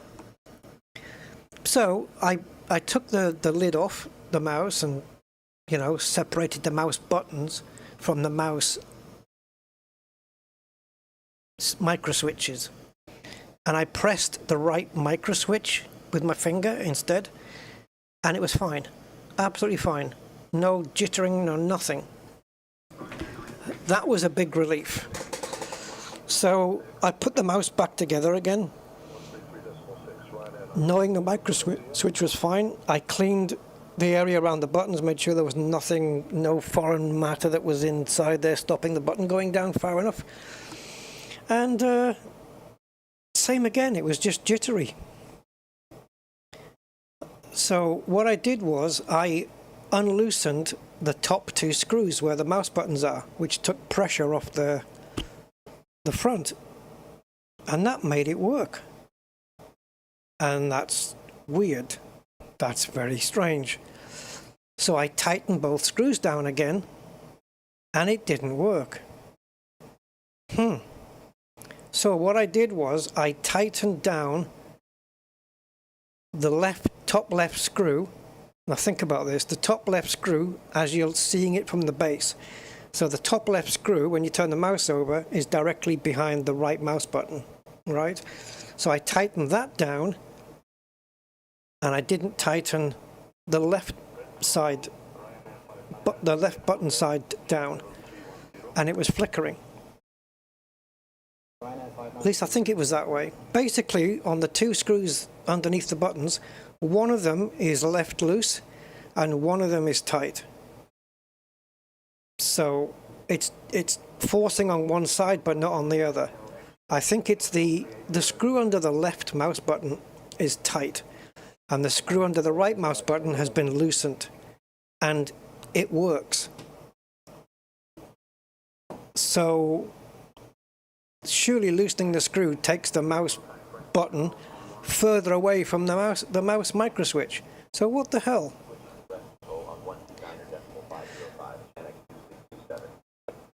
Hey Laura, where's my coffee and bacon sandwich, please? I did not catch that. Could you please repeat your request? Understood, Captain. We are bringing your coffee and bacon sandwich to the flight deck now. Copy, Captain. Well, hurry up or you're fired. Oh, I was watching, I don't know if you guys have seen this little video. I think it's on YouTube Shorts, whatever it's called. Yeah, one of those. This was a real flight. There was a flight going out to France. I'm not quite sure what airline. Maybe Lufthansa, because it started with LH. I'm not sure if LH is Lufthansa's ICAO code, though. But anyway, the flight number was LH 2222, and it was flying to France to a place called Toulouse.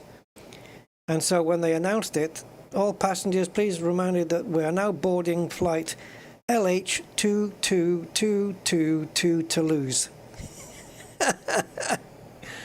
I think it was an automated voice, it wasn't like a human. We are now boarding LH2222 Toulouse. That's brilliant. You gotta love the moments.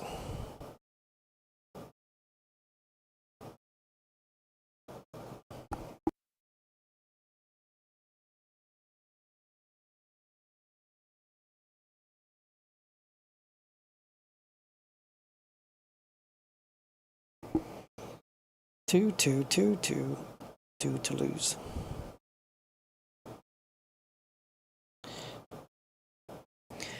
Well, I suppose if you're flying there, you've got nothing to lose. Right, good thing with this cockpit. Your coffee and bacon sandwich. Hey! To the flight deck. Oh, thank you, Laura. Cheers. Dear guests, having food will now be we recommend trying our popular jet signature sandwich. Right, can we have water on here, please?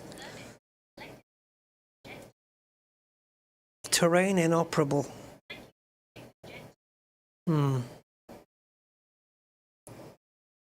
I have a feeling. Is it options?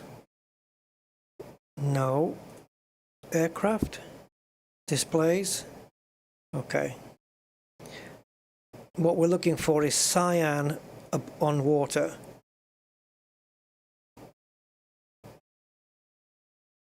Well, go back. Okay, that's fine.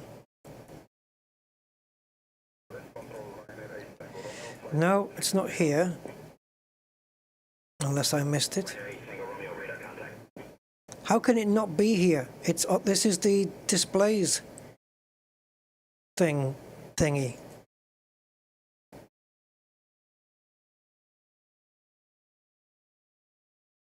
What?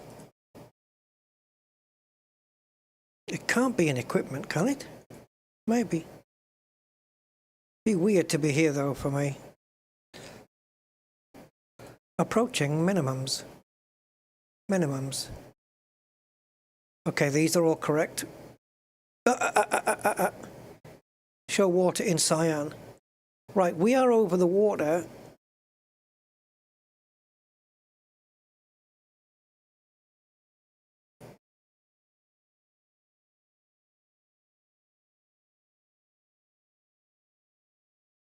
Okay, so the terrain is inoperable. We can't move it apparently, but it does. I've never had to mess with this switch before.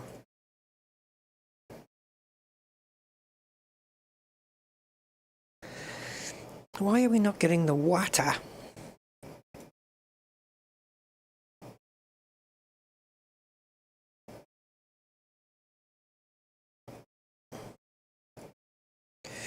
We're not getting the water on the screen, and I don't know why. We're definitely over the English channel now.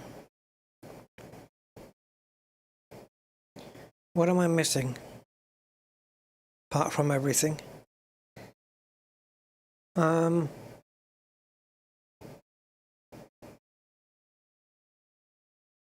Right. So this is not the terrain button, that's VOR. Sorry.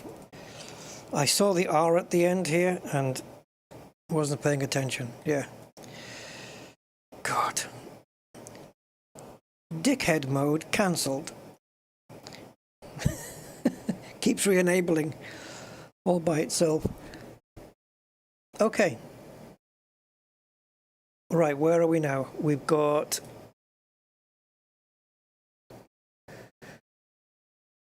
We're on 80. Let's just ramp this up a little. Oh wow, that's 160 knots on the outer circle. Let's go 320.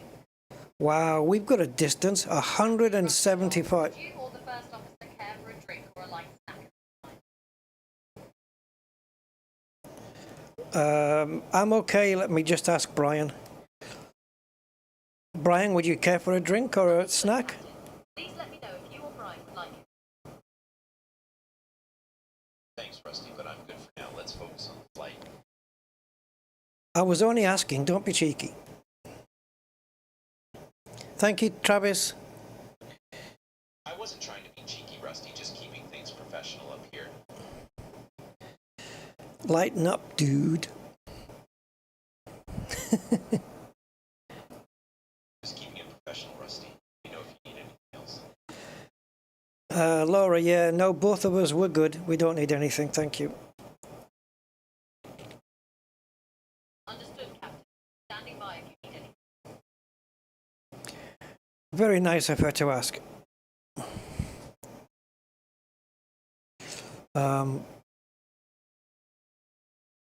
Hello, Mr. Tour Guide or Mrs. Tour Guide. What can you tell us about where we are? I don't know if it's male or female, I forgot. Right now, we're cruising high above the English Channel, with the island of Jersey not too far behind us. At this altitude, it's mostly open water below, but soon we'll be approaching the rugged northern coast of Brittany, France, which is famous for its dramatic cliffs and hidden coves. If you look ahead, you might just spot the faint outline of the French coastline on a clear day. It's a favorite route for both migratory birds and adventurous pilots. Not much to see directly below except a whole lot of blue. But hey, that's what makes flying over the channel so peaceful. Well, yeah. Unless your engine's on fire. So we're going over a bit of chunk of France there. And then we'll be heading off into Bilbao, which is right here in the north. An airport I have actually been to. Yep. And I think when I flew to Bilbao, I believe it might have been from Gatwick. Maybe Heathrow, but I'm tending towards believing it was Gatwick. And then the next morning took a connecting flight from Bilbao to Madrid.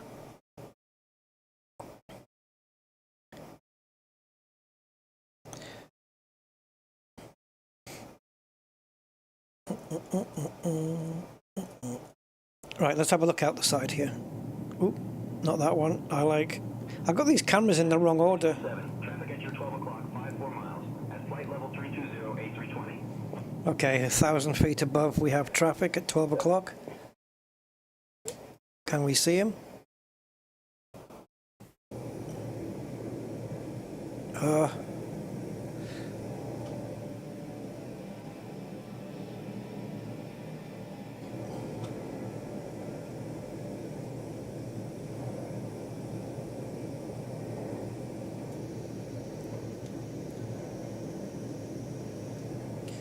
Bilbo? What?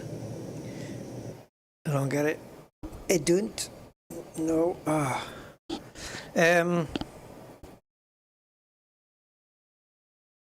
Yeah.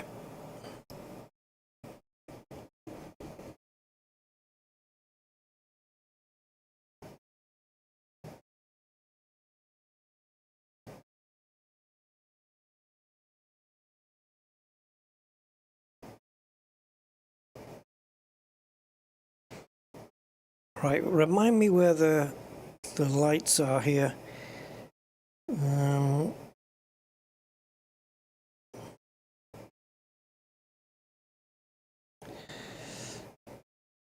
There. So we have dim, which is Brian, and bright, which is me. I don't like having a bright cockpit at night, though. It's not good. Dim, perhaps. Let's have a look.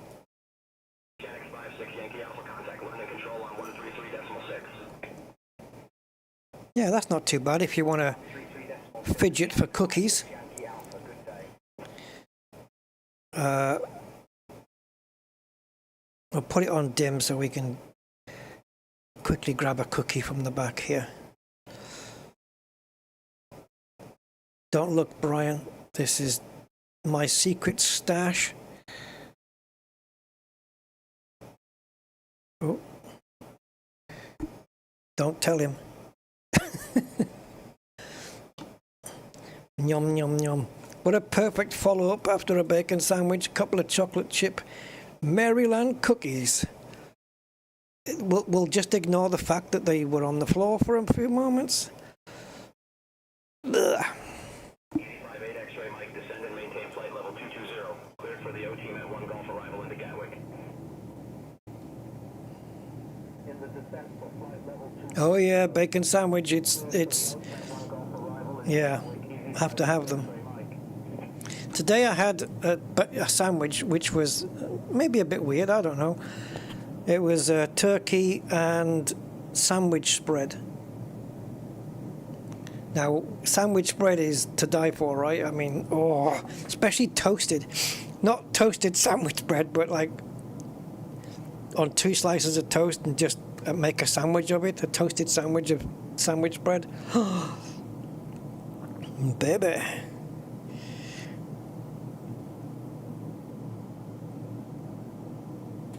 My heart is full of love. Yep, Heinz sandwich bread, yes. Oh, aye. Come on, give me a nice view. Try again. If I go into this mode, this one, I forget which is my drone cam. But the thing is, the drone cam doesn't work in exactly the same way as it does, like, compared to the Microsoft drone cam. The one with Chase Cam is very different. I think the plane's buggers off. I don't think the drone cam keeps up with the plane. We can have a look.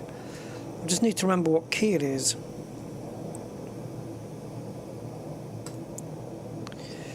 Button 17. Oh, okay. Just got to figure out what that is. Let's switch to it. Yeah, see? We've been left behind. No good. I didn't. What are you doing? Oh dear. Is that say intentions that's crashed or something else? No, okay. Can we get back on board? West Control, Air Portugal 1366, flight level 340. I think this plane needs. Air Portugal 1366. They've made it high definition, and it's causing issues with the, what do we call it, the flyby thing, because maybe the textures are so high res and the details are so much now it can't process, at least on my graphics card, it can't process things quick enough.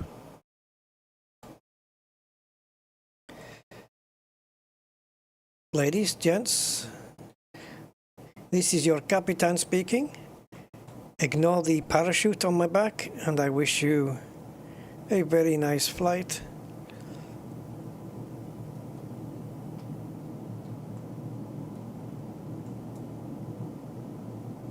Can I open the emergency doors? I've never tried. People's faces are all weird. Right. It's been nice flying with you, everybody. Dun, dun, dun, dun, dun, dun. What happens if I open this door? Will it? It shouldn't let me, right? The plane should, the door should be locked, and it shouldn't let me open it in flight. Am I right? Or does it? If you just undo the lock. I ain't gonna try. Full depressurization mode. See how the cabin is all lit very dimly now as we're nighttime? All taken care of automatically, but I can make it go super bright and just piss everybody off. But that wouldn't be very nice of me. What did he say there? Birth control?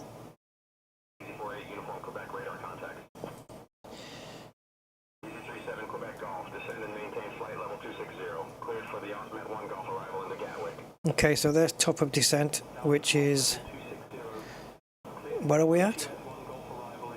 320. So 160, 240. I don't know, just over 200 miles away is top of descent. Now, the decision altitude was, where did I write that down? Oh, 420. We can put that in now, I guess. It does take a while to do it. So that's here.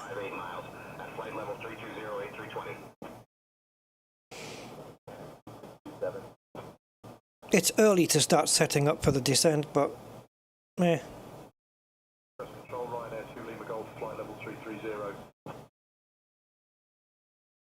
Ryanair 2 Lima Golf, radar contact. Oh my god, I've just found out how to make that go faster. Well, I'll be... yeah, I used to sit there waiting for days. And it seems that if I hold the button in and then move the mouse outwards, it's almost like it creates a bigger wheel and it spins it faster. That can't be right, surely. I mean, great if it is. Okay, so 420 is the number, the magic number here.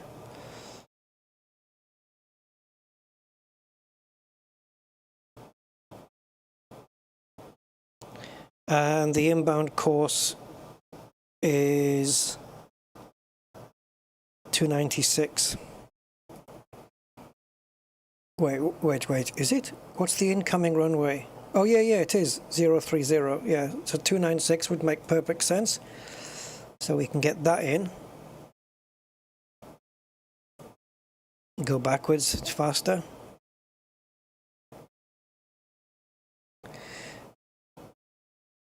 Duplicate that on the co-pilot side.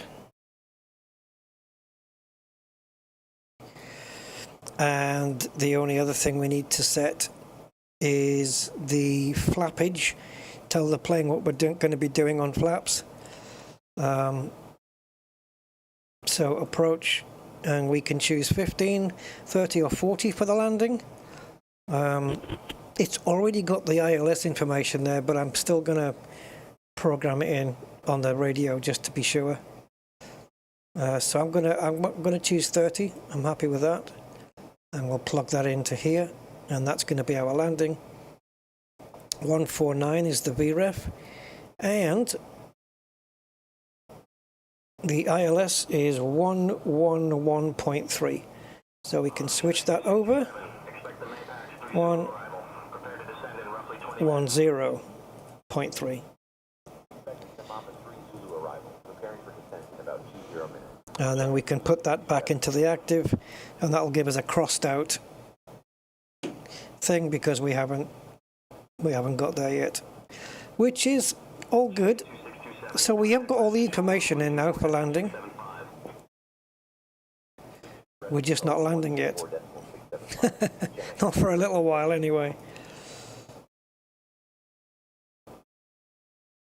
I'm going to try and keep the nose down on this one. I know the Airbus is prone to flaring quite a lot if you pitch up a little bit too much, which is super easy to do. But this one not so much. It'll plant itself down a little bit easier. So we're 41 minutes. Add a couple onto that because I think we were about a minute into the flight before I started the clock. And the flight time is expected to be, I thought it was going to be a bit shorter. 1 hour 32. So are we just arriving at France now? Frickin' hell. Oh no, okay, we've left France. Bye-bye, France.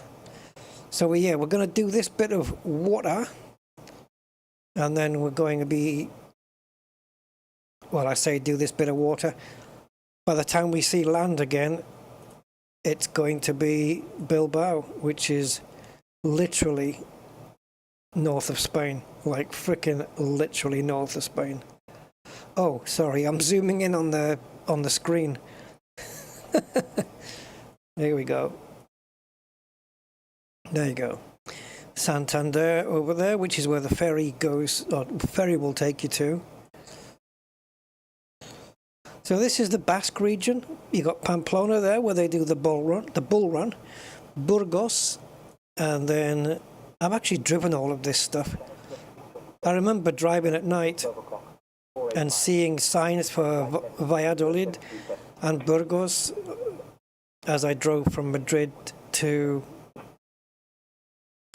the UK, basically, but longer than that. It was a longer drive than that. So there's Madrid. Guadalajara. Toledo, I've been there. Been to Toledo. There is a fish restaurant there, guys. It's on top of a snowy mountain. Yeah, I recommend the swordfish. Oh yeah. It's very nice. So for a while I lived, there's Majadahonda. So I lived in a little place called Torrelodones, which is near Majadahonda. There it is. I lived there for a little while. I used to travel to Galapagar quite a few times. San Lorenzo de El Escorial, Valdemorillo, Villanueva del Pardillo. I know what Villanueva means, but I don't know what de Pardillo is. Las Rosas, yep, been there. Villanueva de la Cañada. It's not Canada, it's Cañada. Because the N has a little, what's it called? On it, which gives you the Nya. Cañada. What's this called again? Oh. There's the Spanish word for it. I can't remember.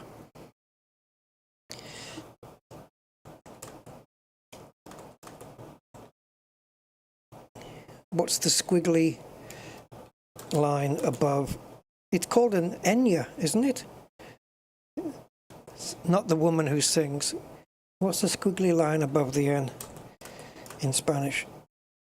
In Spanish, I think it's just called Enya in Spanish.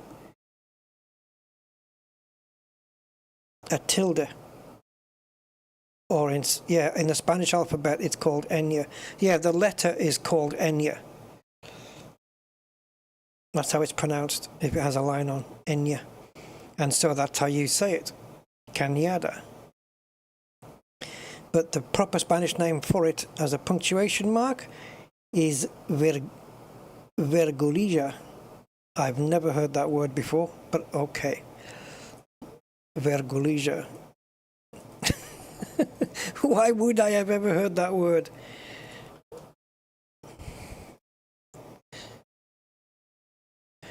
Who are we tuned into anyway right now? Are we talking to any Spanish? Lorient South... Oh, Brittany. Okay. We're tuned into Brittany air traffic. When we get to the Spanish one, I'll try and give them a bit of Spanish, but I don't know if I'll understand them. Top of descent, apparently. I don't believe it. Can it be? It says... Say Intentions reckons we got top of descent in 17 minutes. I don't think so. It might, but okay. Maybe we get notification for like, let us know when you're ready to descend. Oh, it could be. No, wait. No. Wait. It cannot be 17 minutes. Get rid of the toolbar. It cannot be, right? No chance. No frickin' chance. We are... What are we on? 320. So it's like 155 knots. Sorry, nautical miles, sorry. 155 nautical miles. So the top of descent is just before... It's just before Nenem. So add those two figures up, take a little bit off. By the time we hit Nano, the plane says we'll have already descended down to 25,100. So we'd have lost, yeah, 7. Is it 7? 6, 4, 5, 5. I'm sticking on 5,000 feet. All right. Control, Transavia 1 November, flight level 360.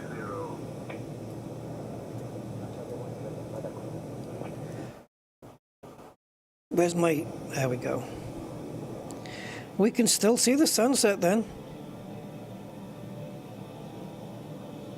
It's not completely gone out yet, but it is going to be a night landing.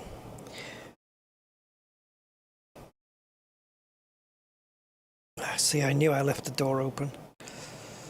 Breaking aviation rules. When you close the door, the passengers disappear though.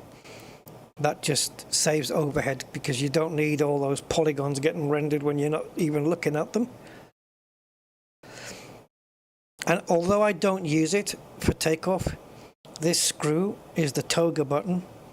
So if you want to do a full 100% thrust takeoff, then when you start rolling down the runway, you can just hit this screw and it'll go toga. But we don't do toga takeoffs because generally you don't need 100% engine power to take off. So I think we used, what was it? Did it work out to 87%? I don't know if it's still here. Yeah, 87.5 on the N1, yeah. It didn't use everything. We had 13% in reserve in case we needed it.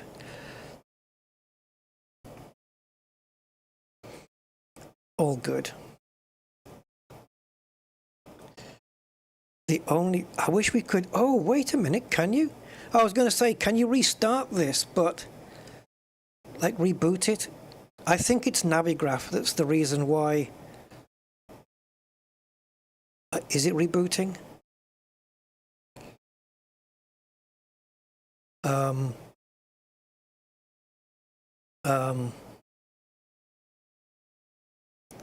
This is a refresh. I don't know if that's the same as a reboot. Yeah, okay. Now then, request data from SimBrief. Departure weather. Nope, still not communicating. It has to be a Navigraph thing. So, if it is, guys, I'm going to need to re-establish. So, if you guys can bear with me for a second, I'm going to see if I can do this, because I just don't want to hide. I just want to hide some of my details. Yes, I know you're unable to fetch the weather. I get that.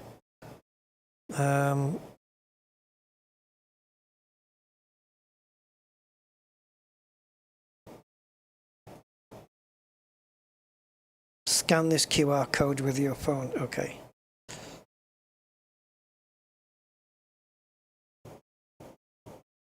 Identity? Oh, okay. Fair enough.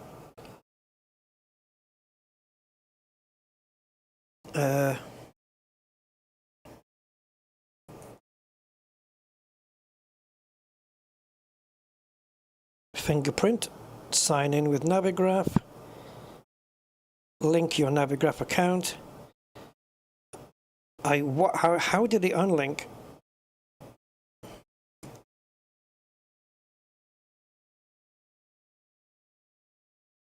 Okay, request new data from SimBrief. Weather?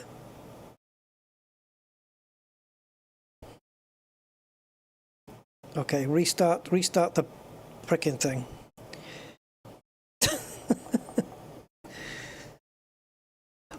Hopefully restarting doesn't No, where's the weather? It's not Navigraph.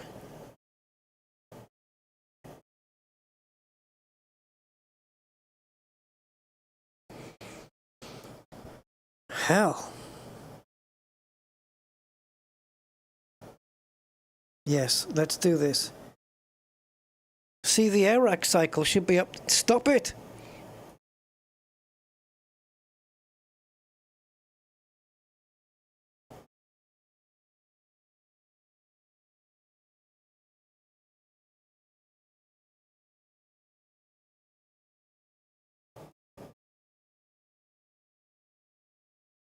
Pain in the arse much?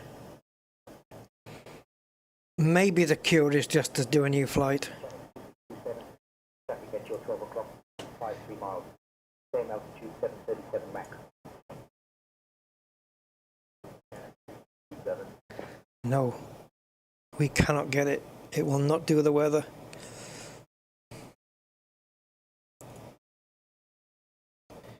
So we are tuned in to Navigraph.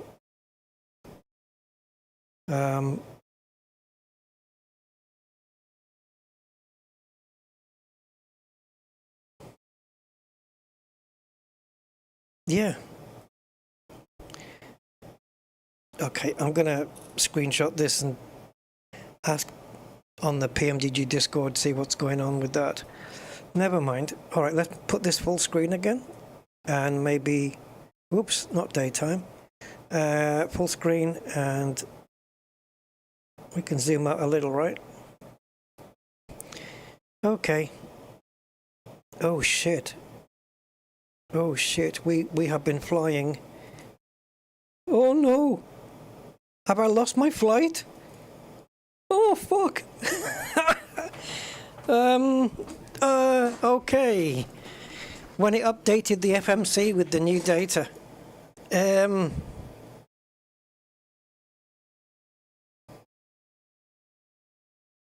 Right. Guys, we've lost. Okay. Not a problem. I mean, it is.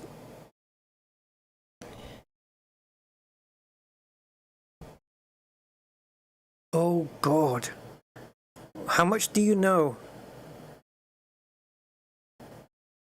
Okay. How do you get out of this? I think I've fucked it, guys.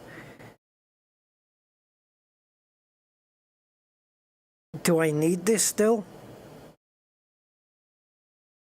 These oh, that is still the correct number. Okay. Oh my God, guys, what the fuck?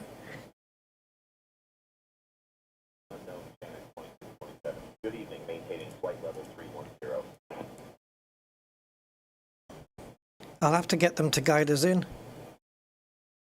What was the cruise wind? Never mind.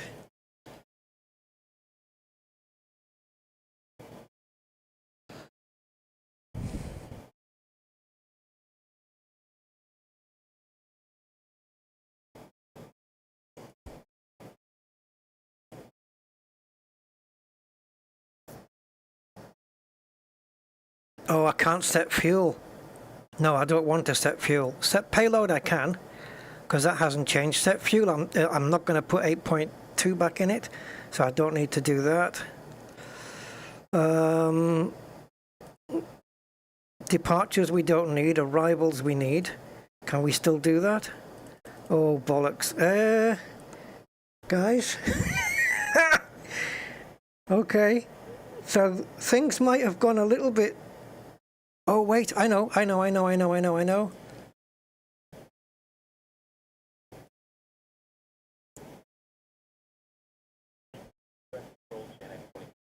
No. Good evening, maintaining flight level. Where are we going?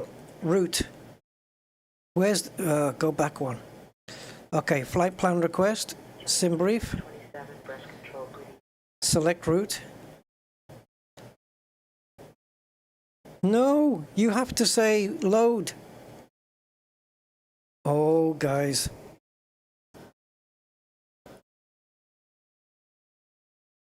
The airport's in front of us.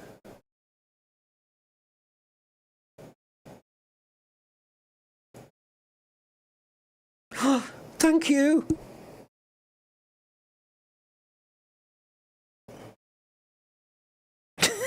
What the hell? I shouldn't have updated the frickin'...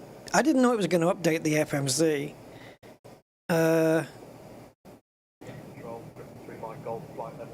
Okay. We're going to Inver, aren't we? Let me just triple double check. Where's my Simbury flight plan?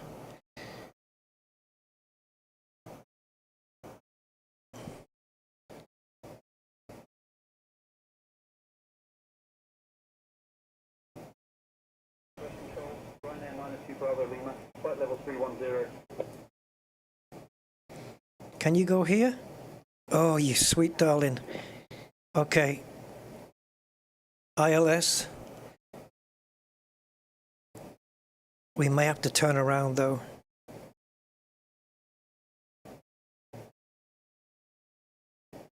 Select active waypoint leg. Yeah, I don't know.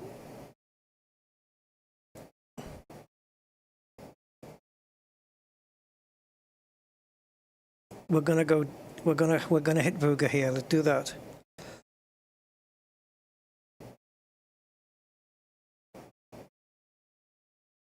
Come on, VNav.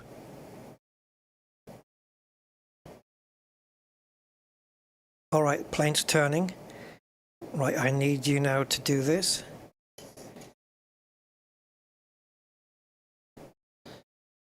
Oh, wait, this is not the correct route. Nenem is next. Where's Nenem?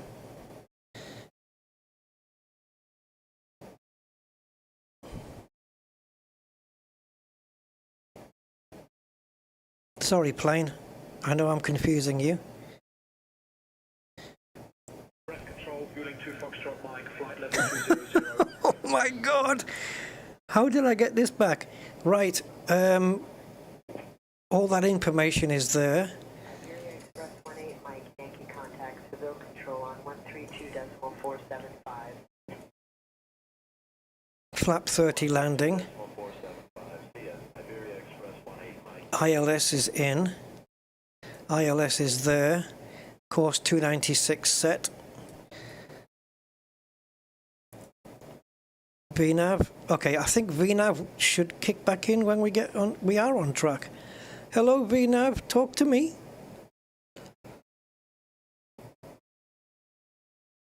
Control, 64 Bravo Romeo, flight level 350. Okay. We don't have VNav. 384 Kilo Quebec, flight level 380. That's not good. We need VNav to bring the plane down on autopilot. Turn the autopilot off.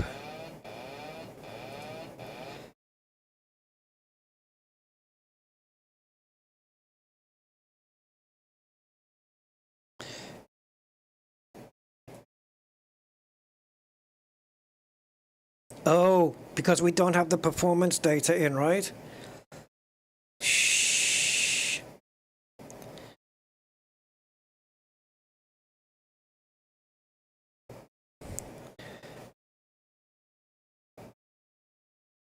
It's not this, though.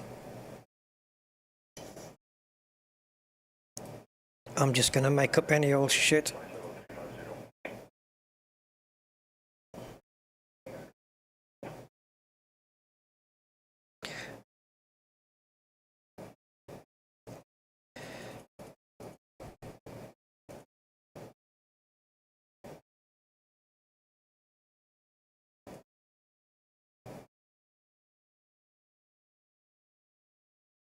Okay.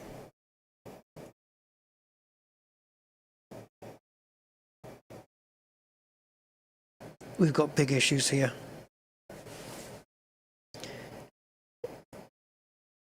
The performance is normally what tells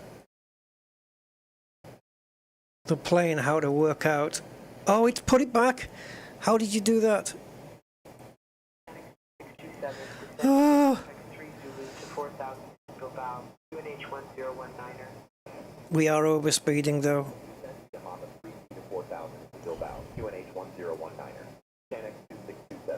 Right, where are we on the map? Okay, top of descent is right there. 4,400 is our minimums for the glide slope. Did I Did I just wipe everything out and bring it back again? Oh, God. I've never had to do that before, but that was interesting. I think the plane has all the information it needs. I'm tempted to turn on the center fuel pumps. Is that low? Yeah, just to get rid of that fuel in the middle. And once it goes to 0, we can turn it off.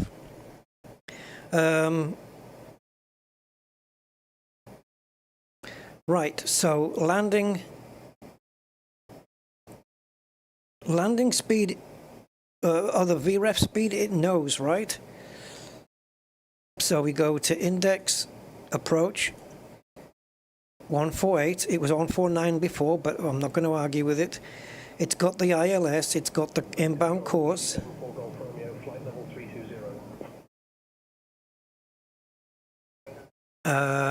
Let me just run through.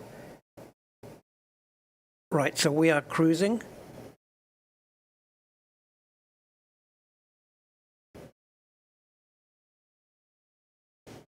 And then the descent. I'm not going to descend now. It's got the restriction in for there. 240, okay. Forecast, we can load that in, right? The descent winds.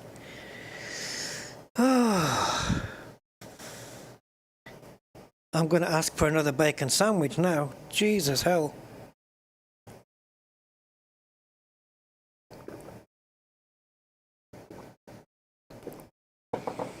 Panic in mid-air, flight 2627.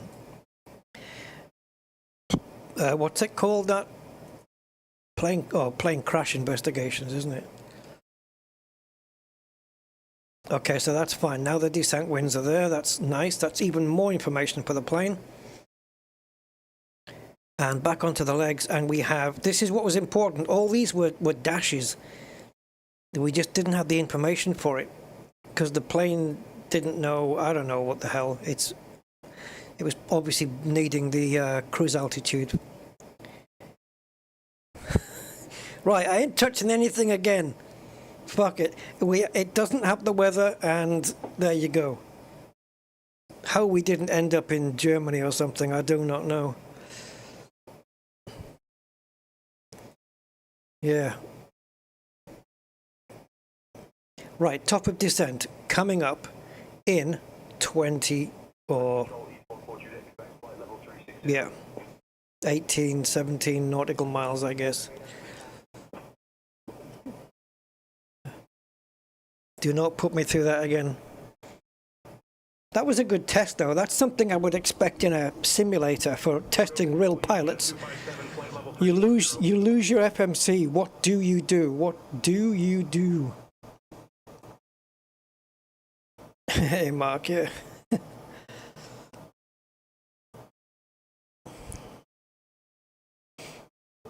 Right, we can zoom in here a little bit as well, as we're getting closer to the mark. We're getting closer to the mark, Godfrey. So we're going to be going round and then past Donostia and San Sebastian and then just straight in.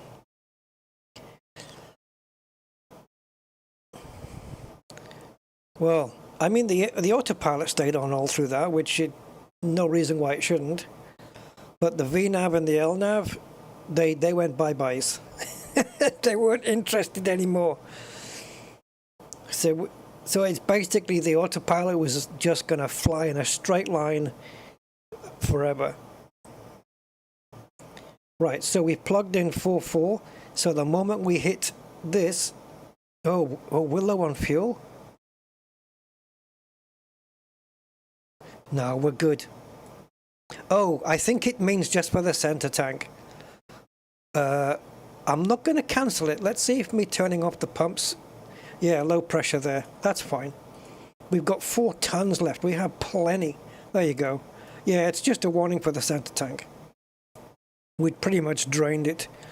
But, you know, the wings have got like 4 tons, and we set off with 8, and we're almost here. We got too much fuel, if anything.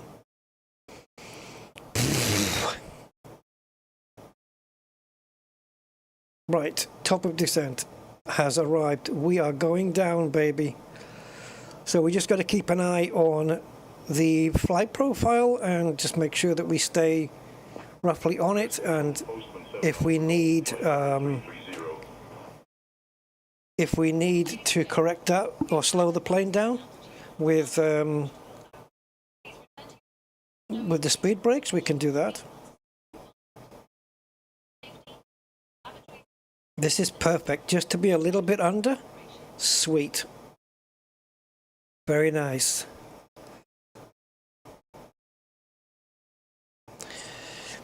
So what can you tell me about the culture of and the arts in Bilbao? I'm here to share stories about landmarks, natural wonders, and aviation history. But talking about the culture and arts of Bilbao is a bit outside my tour guide scope for this flight. I've never heard that. Is there anything you can tell me about the Basque region?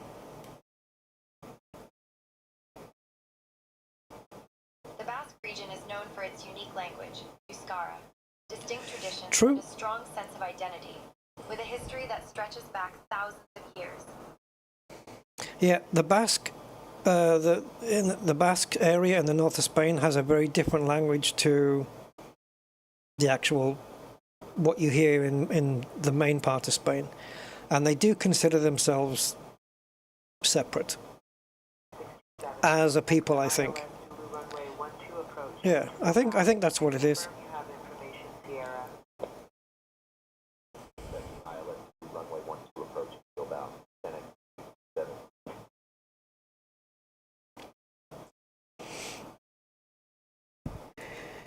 Whew. Mid-flight emergency. Hey, there we go. North of Spain.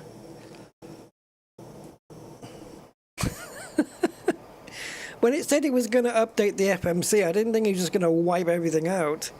The whole flight plan. So we've got half the information that we need in here. But the other half was information that we needed for takeoff. And obviously that's redundant now, so we don't need it. So it's all good. Right, we're a little bit above the flight profile, but that's not enough to bother me. So I'm not going to do anything yet. And these two symbols, the white line, which is the plane, and this, which is the proper flight profile, so we're above it, is repeated here. Again, the plane is here, and the ideal flight descent profile is here. So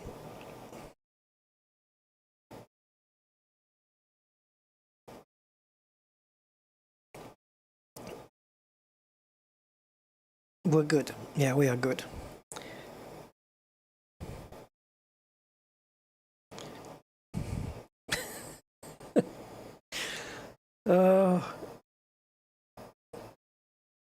Hoping if I restart the flight or even restart the sim that it will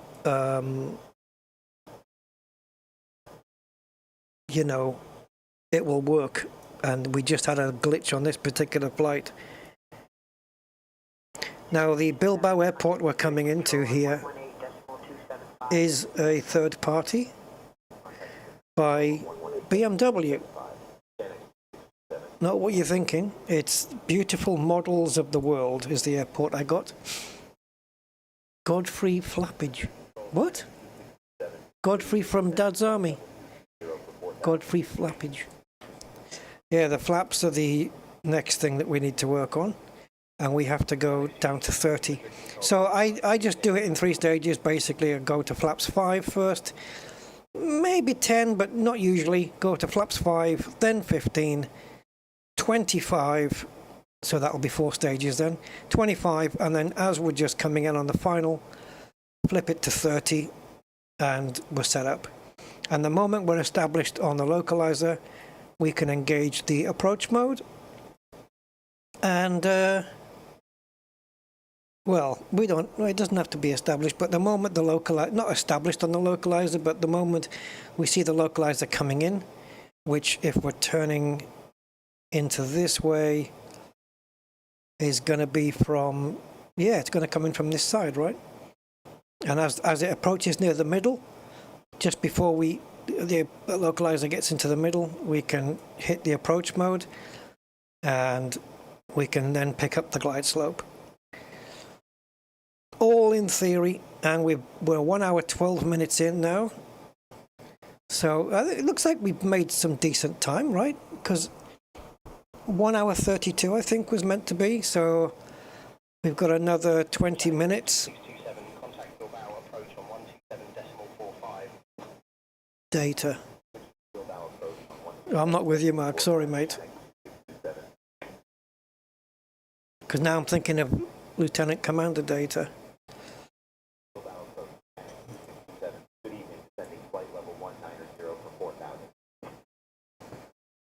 No, we're not going down to 4,000, Brian. We're going to 4,4. 4,444. Oops. Right, let me just have a look at say intentions. Oh, Bilbao approach identified. Good to see you. Okay. Nicked problem. Right, so we are doing the curve Since we're here. flying over northern Spain, the closest major city right now is Bilbao. Bilbao is famous for its striking blend of old and new architecture, with the Guggenheim Museum being its most iconic landmark. The city sits along the Nervion River and has long been a hub for shipbuilding and industry. In recent decades, it's transformed into a hotspot for art lovers and foodies pizzos. Anyone? And if you're wondering, the locals are fiercely proud of their football team, Athletic Bilbao. Oh, Mostly fields players you ain't kidding. who are trained in the Basque Country. You ain't kidding. The Spanish take their football very seriously.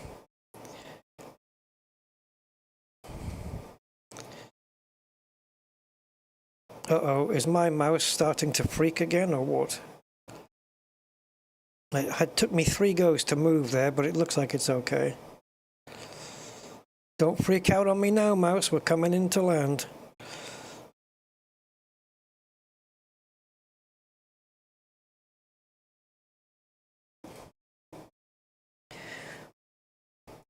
Do do do do do do do do do do do do do.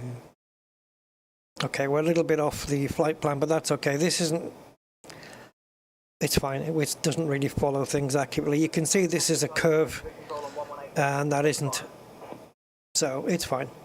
We are good. Switching to Madrid control on 118.275, Postman Niner Tango Charlie. Man, he must be close. Is good radio reception.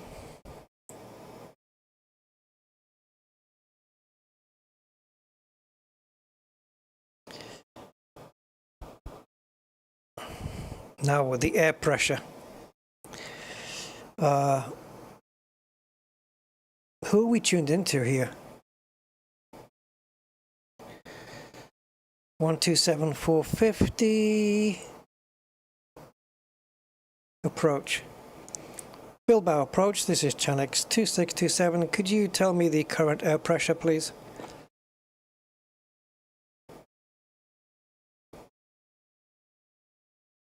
Please.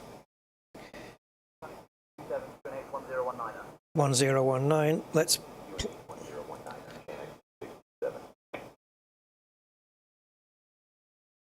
Okay. 1019. I can just about see it. So 1019, changing up. So it's ready. This little system here is so cool. You can get a preview of what it's going to be when you change it. When you come out of standard mode, it gives you a little preview here of what you've just changed it to in the background. I like that. Phoenix Airbuses, well, not Phoenix, but Airbuses don't do that. But it's a really cool feature. So well done on that one, Boeing. Right, 10,000 feet, so landing lights on, taxi lights and runway light turn off lights on.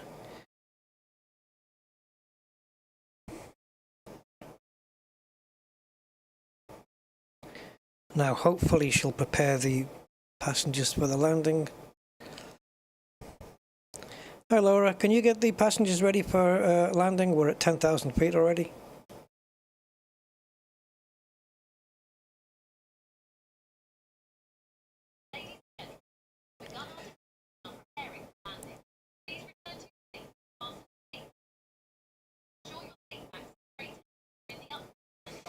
It's nice that everybody in the plane, well, the stewardesses and stuff, the crew, they can't question the captain. They have to just do it if he's asking for a reason.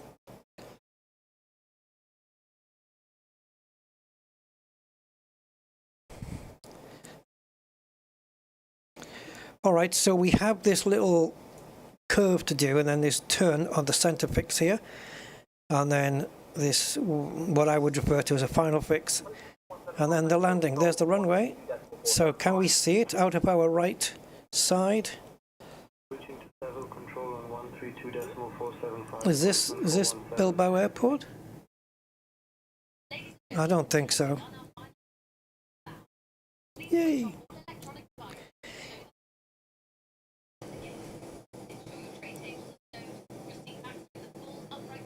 Seat backs.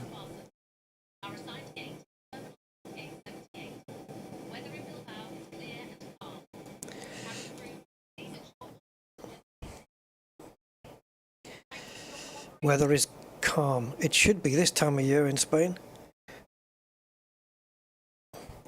Kind of warm too. I wonder what the temperature is there.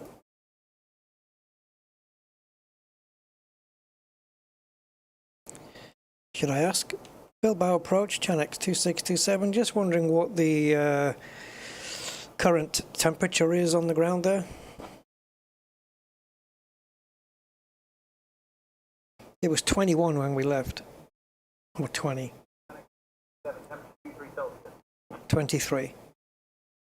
And it's much later on in the evening, so, well, say much later. A couple of hours perhaps.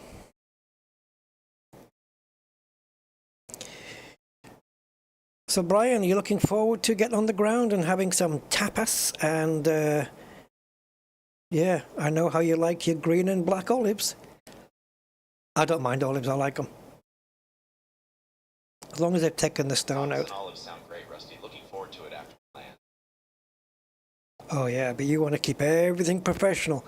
I'm going to get a change of co-pilot, somebody with a sense of humor.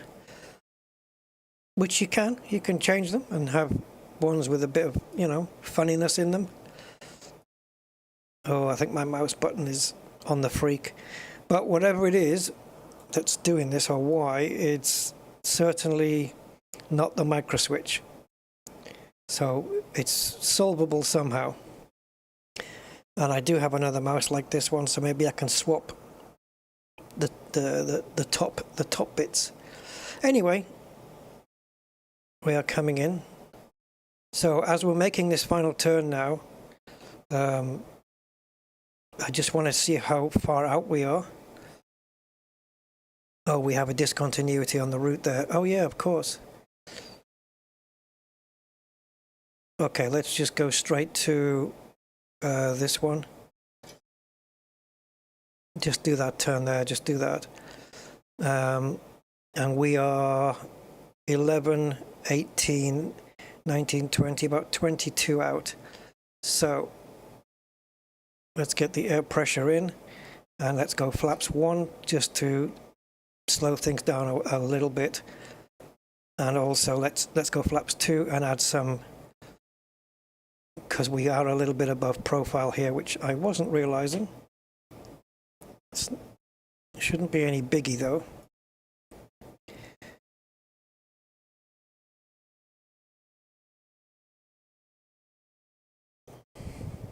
And we are at 220, so we're going flaps 5. We have the ground speed indicator here already.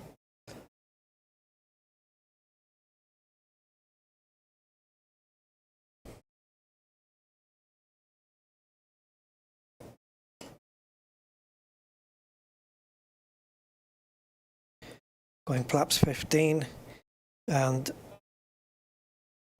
Oh, okay, let's go flaps 10 because with flaps 15 we need the wheels down.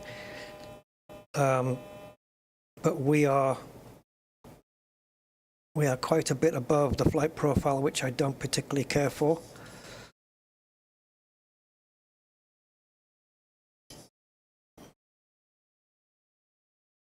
We are coming down hard though. And as you can see, we're getting... Alpha requesting IFR clearance Gatwick as filed. We have information Sierra. You're number 1. Hey, I thought I was number 1. Clear to Gatwick via the BISC 5 Alpha departure, radar vectors, Bravo Bravo 501. Departure runway 30, initial climb to flight. Gear down. Level 060. Flaps 15. Departure on 127.45. Squawk 1. Approach mode. I don't know why we don't have the localizer. Oh, there it is. Okay. Whiskey Alpha.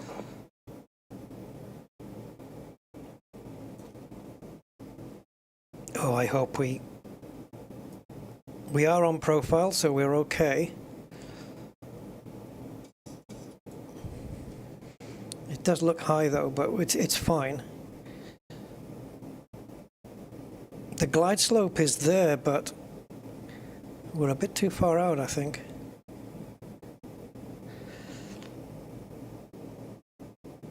What's happening? Is it that we're too far out?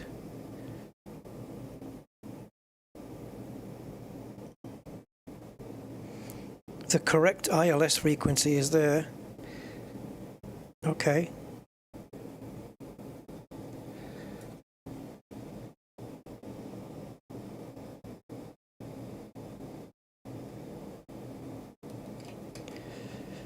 Going another stage of flaps here.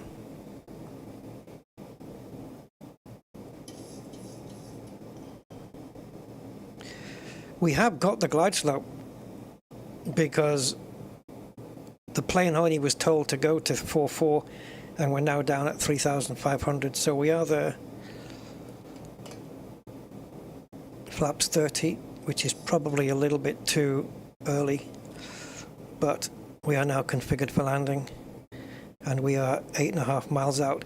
This is when I should have been getting the wheels down, really, but because we were above profile by a decent chunk, I didn't want to bring them out too much. Seat belts are on automatic.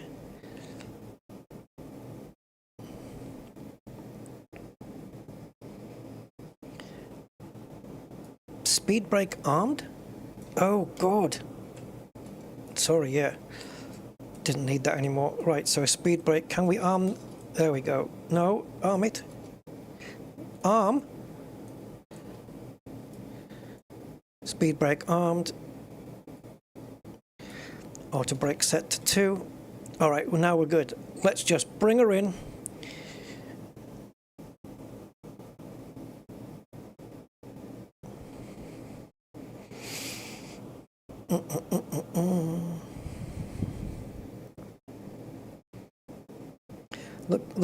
Look how much water we have on the right-hand side of us, and that terrain on the top left on the map here. It's red, pretty high, and then just all the water here.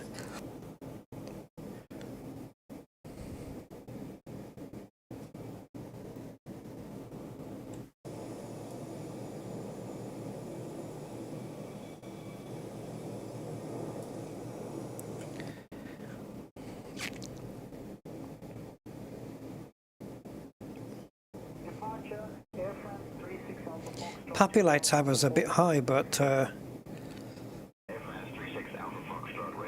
I'm hoping that's going to fix itself.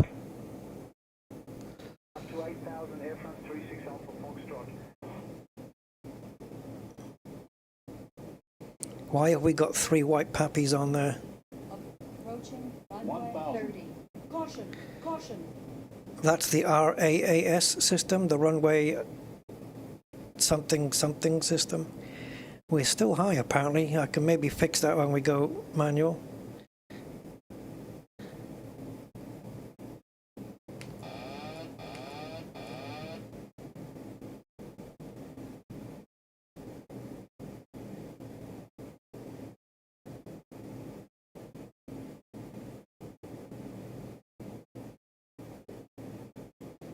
Approaching minimums.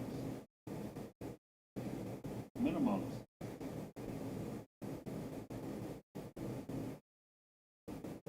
We're a little bit to the left, but I'm okay.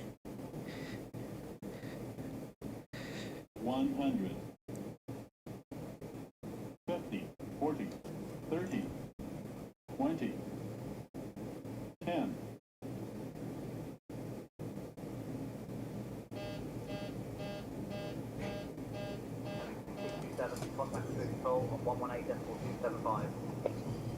That frickin' taxi line's come back on again for some reason. I don't know why that's come back on.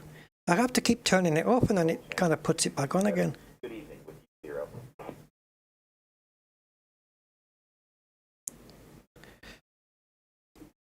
Next to 627, Madrid control identified. Arrexal León. Oops. Oh my god, what the fuck? Ladies and gentlemen, welcome to Bilbao. A quick fun fact. Bilbao is famous for a masterpiece. Please remain seated. Seatbelt fastened.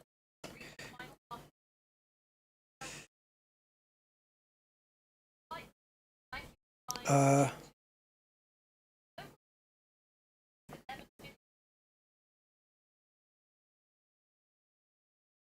Madrid Control, buenas noches.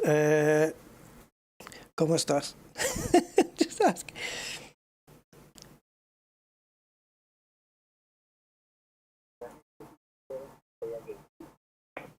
Okay, I didn't hear a word of that. Oh, it said say again, please. Oh, it's actually written it down in Spanish. ¿Cómo estás? Brilliant.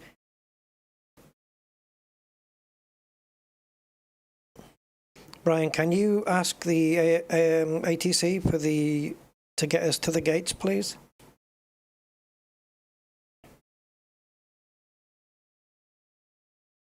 Flaps in, yeah?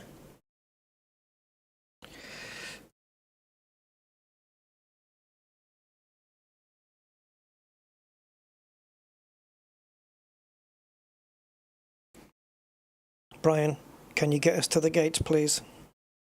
Ask ATC.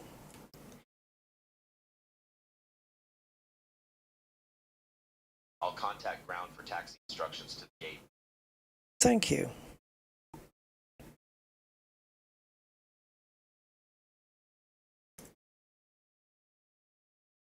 About Fanatec 7 runway is clear, ready to taxi gate with Sierra.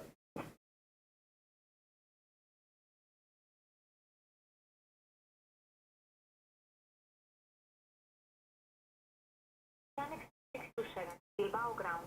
Taxi to Terminal North Gate 78 via Charlie 6, Tango, Bravo, Alpha 2. Abita Mars, Pamawood, Shatai. Okay, I'm still waiting for that to come up on the screen, but we do have the route, so we can go. Yeah, thank you, Mark. 78 via Charlie 6, Tango, It Bravo, was not a bad landing, was it? 7.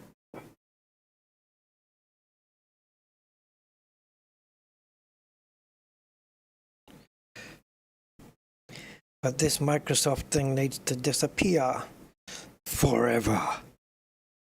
Who needs a freaking glowing neon thing like this?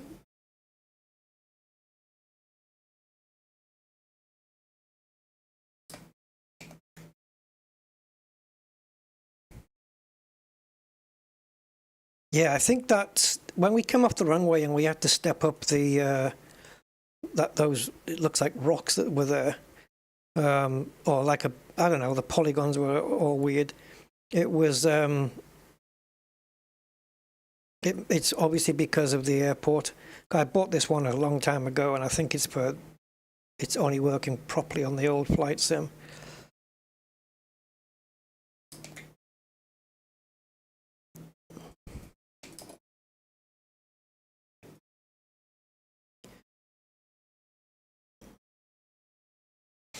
Yeah, we made it.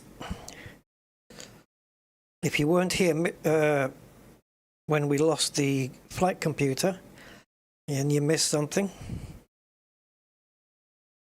We lost the entire flight plan and all the performance data from the plane as we were trying to update something on the tablet. So I had to put the entire flight plan in again.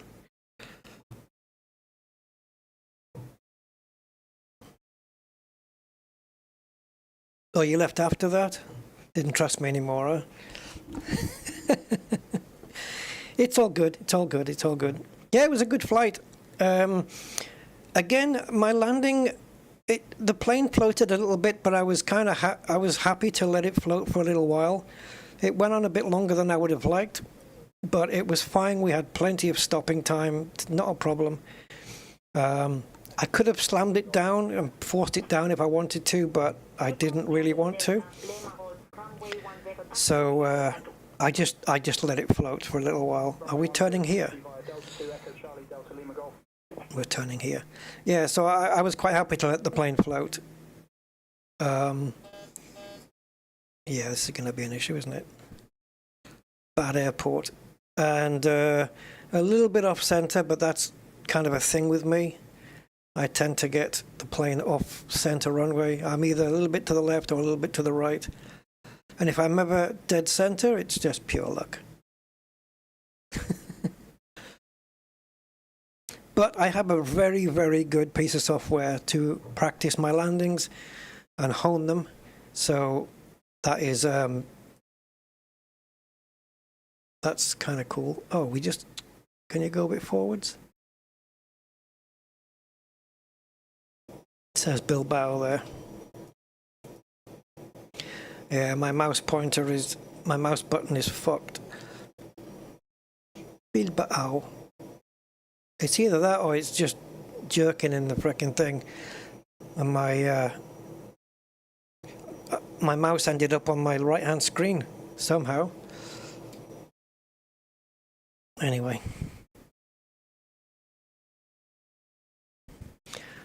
God, I remember that building. I remember all the vertical lines on the architecture there. I do remember that. I don't remember that sticky up bit on the roof, though. So what are we looking at? Gate number what? Oh, let me go back, see what she said. Gate 78. I don't think that's going to show here, because I'm looking at gate 4.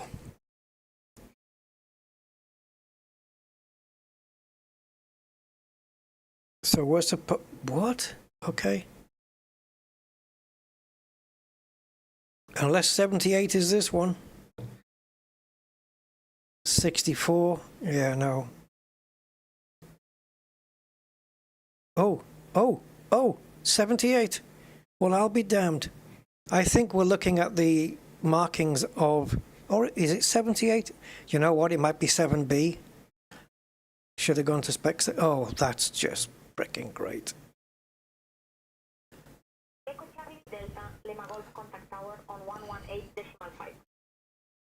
Iberia ground support. They never know how to park. This is where we're supposed to be.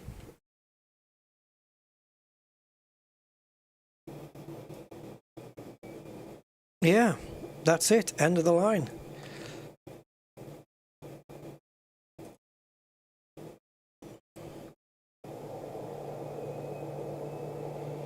Why are you not steering?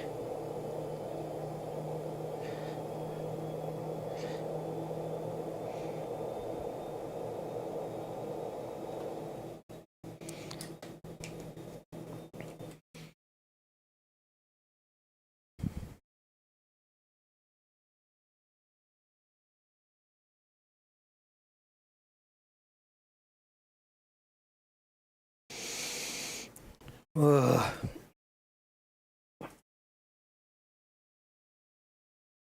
Right. I parked a bit close, so I'm hoping we can get ground power here. So let's go to ground ops.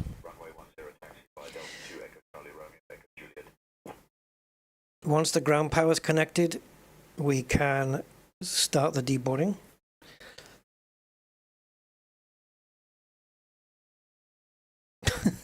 With the flappage. Yeah, flappage, rudderage, and elevatorage. Okay, ground power is on. So we can now disconnect the APU. And I should have switched to ground power first, really, but okay. Okay, so, yeah, I know, electrical problems, right? Tell me about it. Right, so,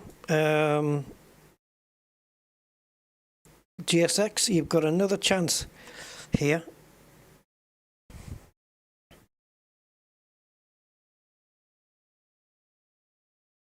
Oh, you don't think I'm parked? Save current position, that's a new one. So it saves your current place. Oh, and search parking. Do you have a 78?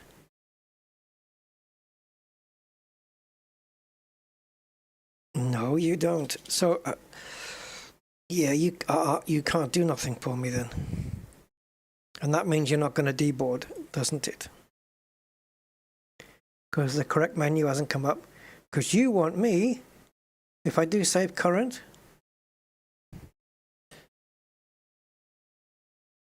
I should have called it gate 78, but now, because that is now saved, do I now get deboarding menus?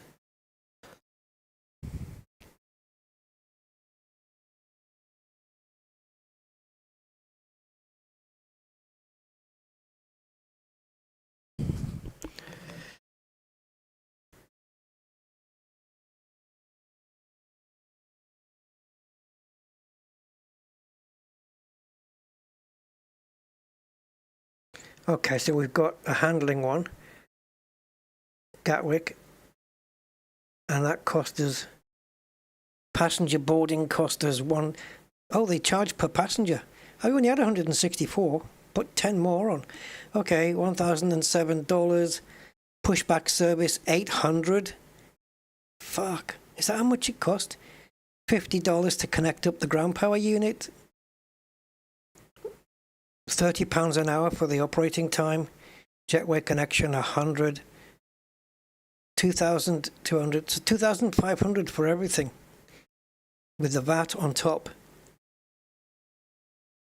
My mic is weird? In what way? I know I'm a bit further away from it because I'm having to wear my headphones in a very strange way.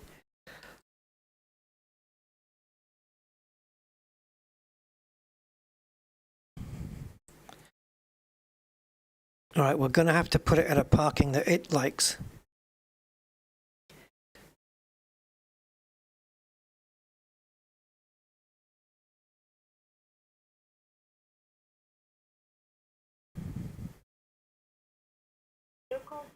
£50 to do that. Okay, so now can you deboard us? Por favor. Porque si no, me da un trompeta. Right, okay, so request deboarding. And also, we need the people to come in and, oh, let's see if we can get this, guys. When people have left, Iberia, when people have left, let's see if we can get the cleaners to come in, because I think maybe it depends on the size of the plane, but they do come in with vacuum cleaners and stuff and vacuum the plane out. Oh, here we go. Baggage people. We're not leaving.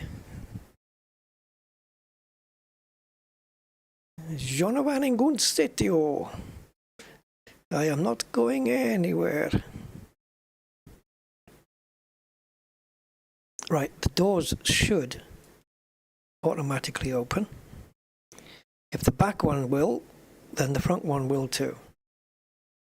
There we go. Right, get off my plane, you plebs, you troublesome holiday makers. In the meantime, we're going to hit drone mode, of which I can't remember what the button is. Is it this one? Oh, is it? Are we moving? Oh, we are. Okay, speed up. So while we're deboarding, guys. Oh, my mouse goes into the other monitor. It's because it's moving. No. I think my mouse is giving up. I think my mouse is giving up the ghost. Let me go inside the plane. Come on, mouse. Come on, don't be a dick all your life. Let me adjust the screw.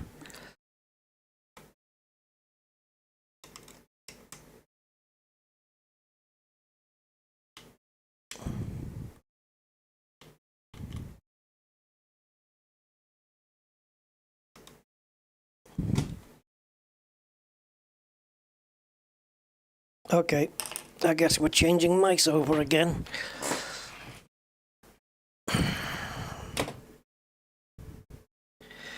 What a pain in the... I don't like this other mouse I have to use though, because it's wireless, which is okay, but it's on frickin' batteries and I hate it. I do have another one that I can dig out if I can ever find it again. Before I could never not find it, it was always in my way. But now I can't find it, and it's wireless, but it doesn't have batteries. Well, obviously it has batteries. Okay, we just got stuck here. It doesn't have batteries, it's got batteries. It's chargeable, so you just plug a cable in and charge it up. Why does this... Oh, so it's all fake? The internals, the insides of the airport's all fake? It's just a picture? It's not real? Really?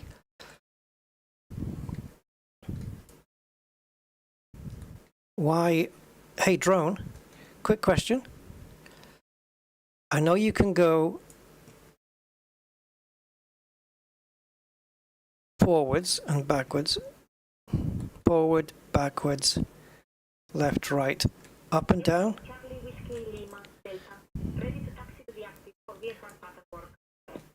No. We're being diverted above. It's probably because the drone camera in chase plane will not go through. Okay, it does go through. See, now it's stuck. I got no movement, and now it's come back again. Is this GSX holding up the sim? The fuck? This is mental.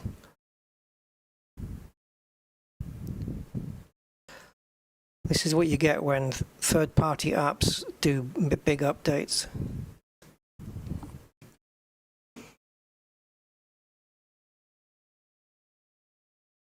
Look at that. How long did that take? Holy crap.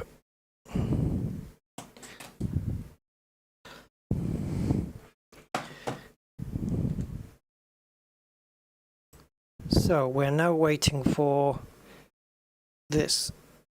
I don't know if we can call the cleaners now. Oh, maybe. I think they come up these stairs. Let's try and call the cleaning service. But the passengers need to be gone so they can clean up all the puke and stuff.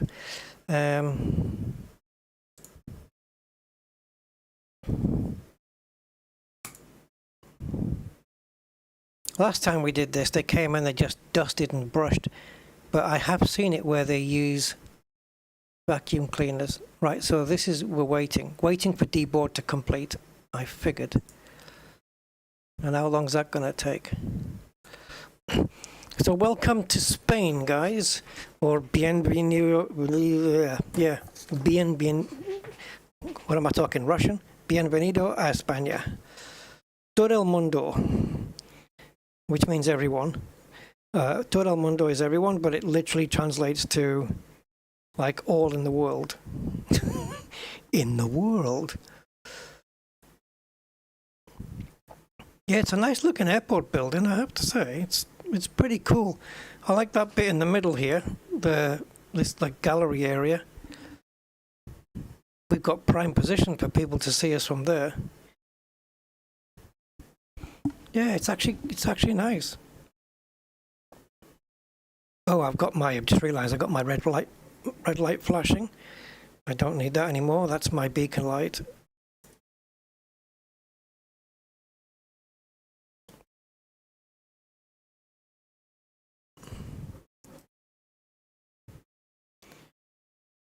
That's just to let people know that we're about to start the engines.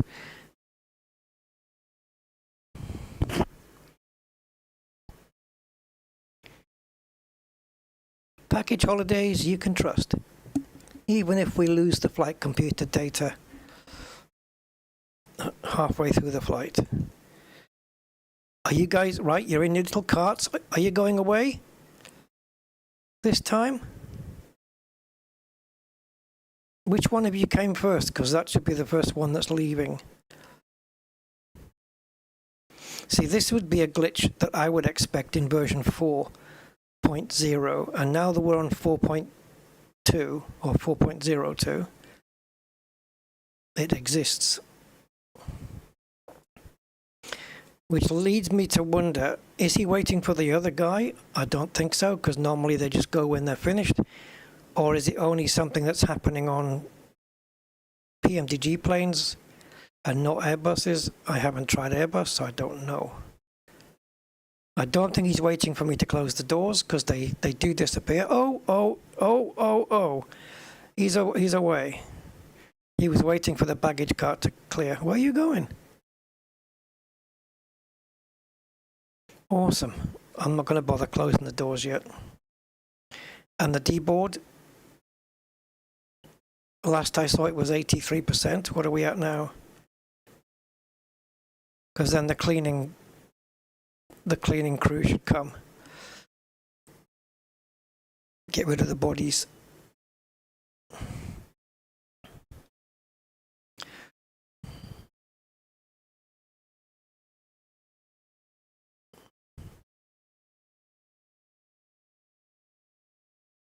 This is a big chunky menu. I wonder if it's possible to change the size of these buttons.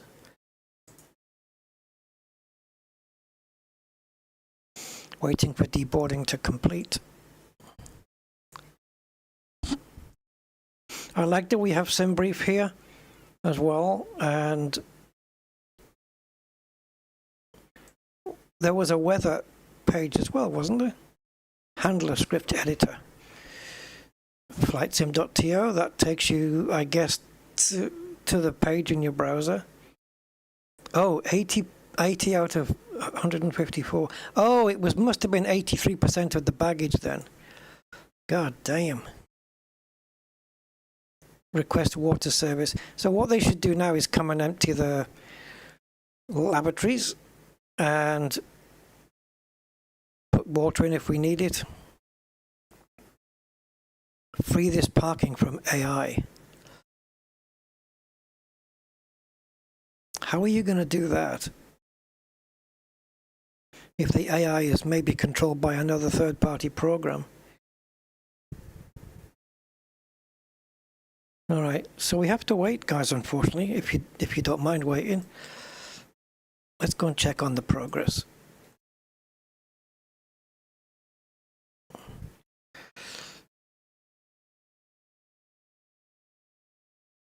Come on, Tracy, let's hurry everybody up.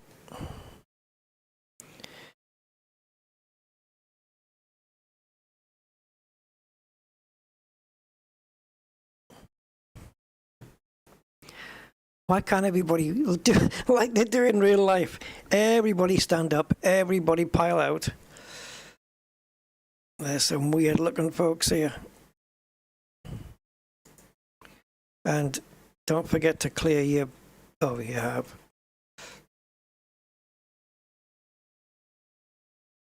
Don't forget to put your shades down. Nobody wants to see you. Ooh, excuse me.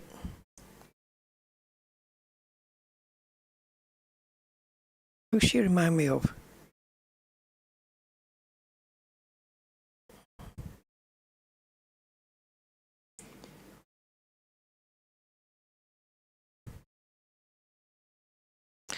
Now, if this guy didn't shave for maybe 5 or 6 days, would this be Huey from The Boys?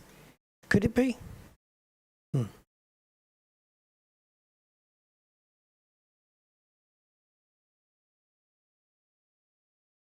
They're all reading Men's Fitness. He's trying to impress her. The little señorita Maria Jimenez Gutierrez. Come on, people. Ooh, Matthew McConaughey's on the flight. Didn't even know. No one uses the back, though.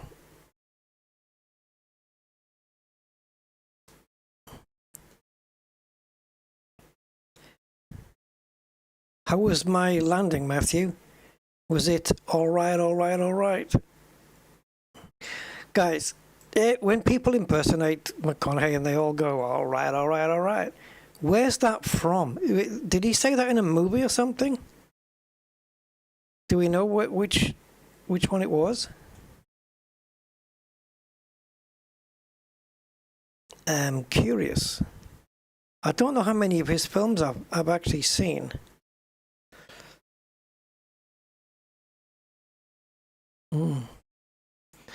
Oh.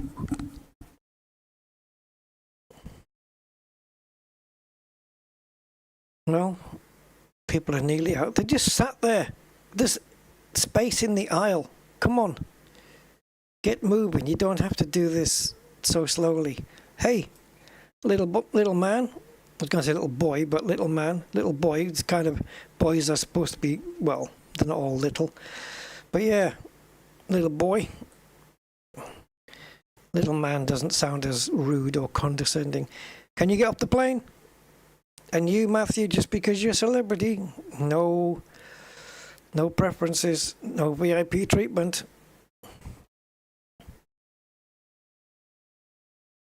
Come on. Hey. Don't you have a... Because don't you have a farm to go to? She's dressed like a cowgirl in her boots. Texas is a long way from here. That man's got a stylish jacket on there, look. Did you buy that on the plane? Diet soda, 0 calories. Okay. You know what? I'm going to let you have that on the plane because you're dressed very stylish. So, yeah. Going to let you have that. Right. Come on, people. Do you need a hand, sir? Oh. Come on, Murica. Move.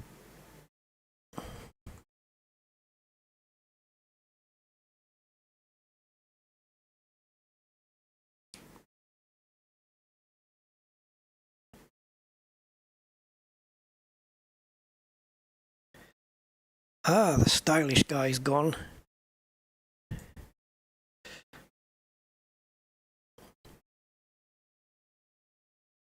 Oh my God, there's nobody getting off.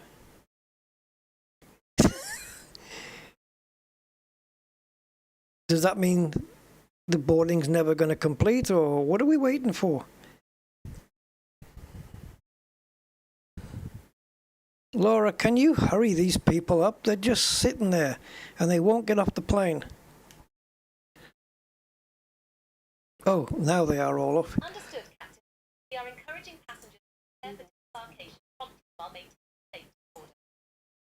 That's a very professional approach. Cleaning crew on the way. Okay, bring it. Let's see what these guys do. There they are. There goes another plane. Right, are they bringing vacuum cleaners to this one, or is that just on the big 777s and 380s? Or is it going to be just dusters? What do you call them? Dustpans, I guess, and little sweeping brushes. There they go.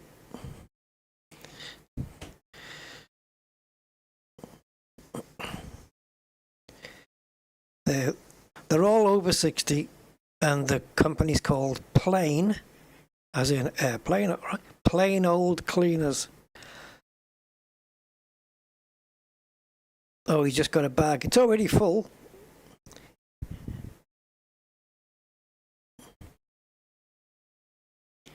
I don't see no vacuum cleaner.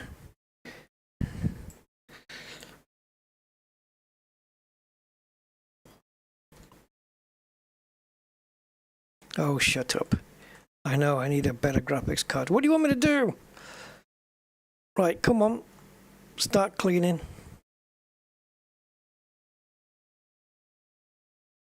Can you hoover this aisle? If he's not going to do it, maybe she's going to do it. Why wouldn't you bring an empty bag? Right, what are you going to do?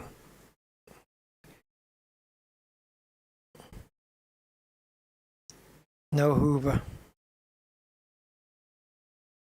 They just stood there letting each other past. What does it say on there? Oh, that's his ID.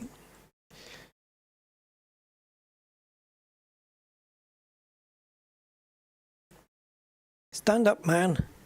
Scrub. Oh, great. So now I can literally say we've got a pair of scrubbers on the plane.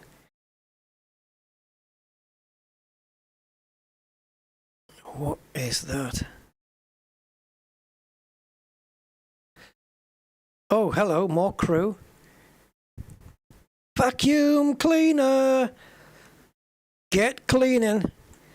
Yes, baby. And everybody stands around watching.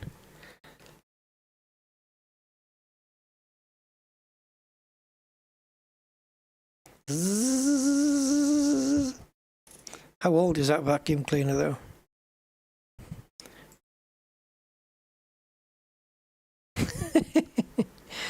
All right, I'll leave them to clean the plane. Guys, there we go. We did it.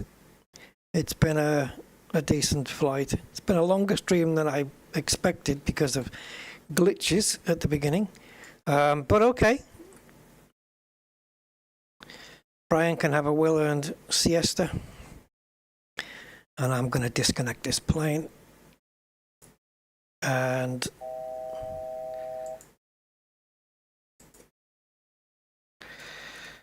she be dark. Well, I'm out of here, Brian, so buenas noches. Have a good time in Spain. Oof. Thanks, Rusty. Enjoy your evening. I'll handle the taxi to the gate. We're at the gate. This guy needs to wake up. Right, guys, there you go. Thank you so much for joining me, and who knows? I might even be able to sim race soon. I want to get back behind the wheel and do something. I've been itching for that. So, anyway, Aeropuerto de Bilbao. I don't know what Bilbao is, but... Oh, Bilbo Baggins, right. Now I get it. Yeah. Right, guys, there we go. Thank you so much, and I appreciate it. And yeah, take care, guys, and I'll see you on the next one. Until then, have a good one, guys. Ta-ta. Bye-bye.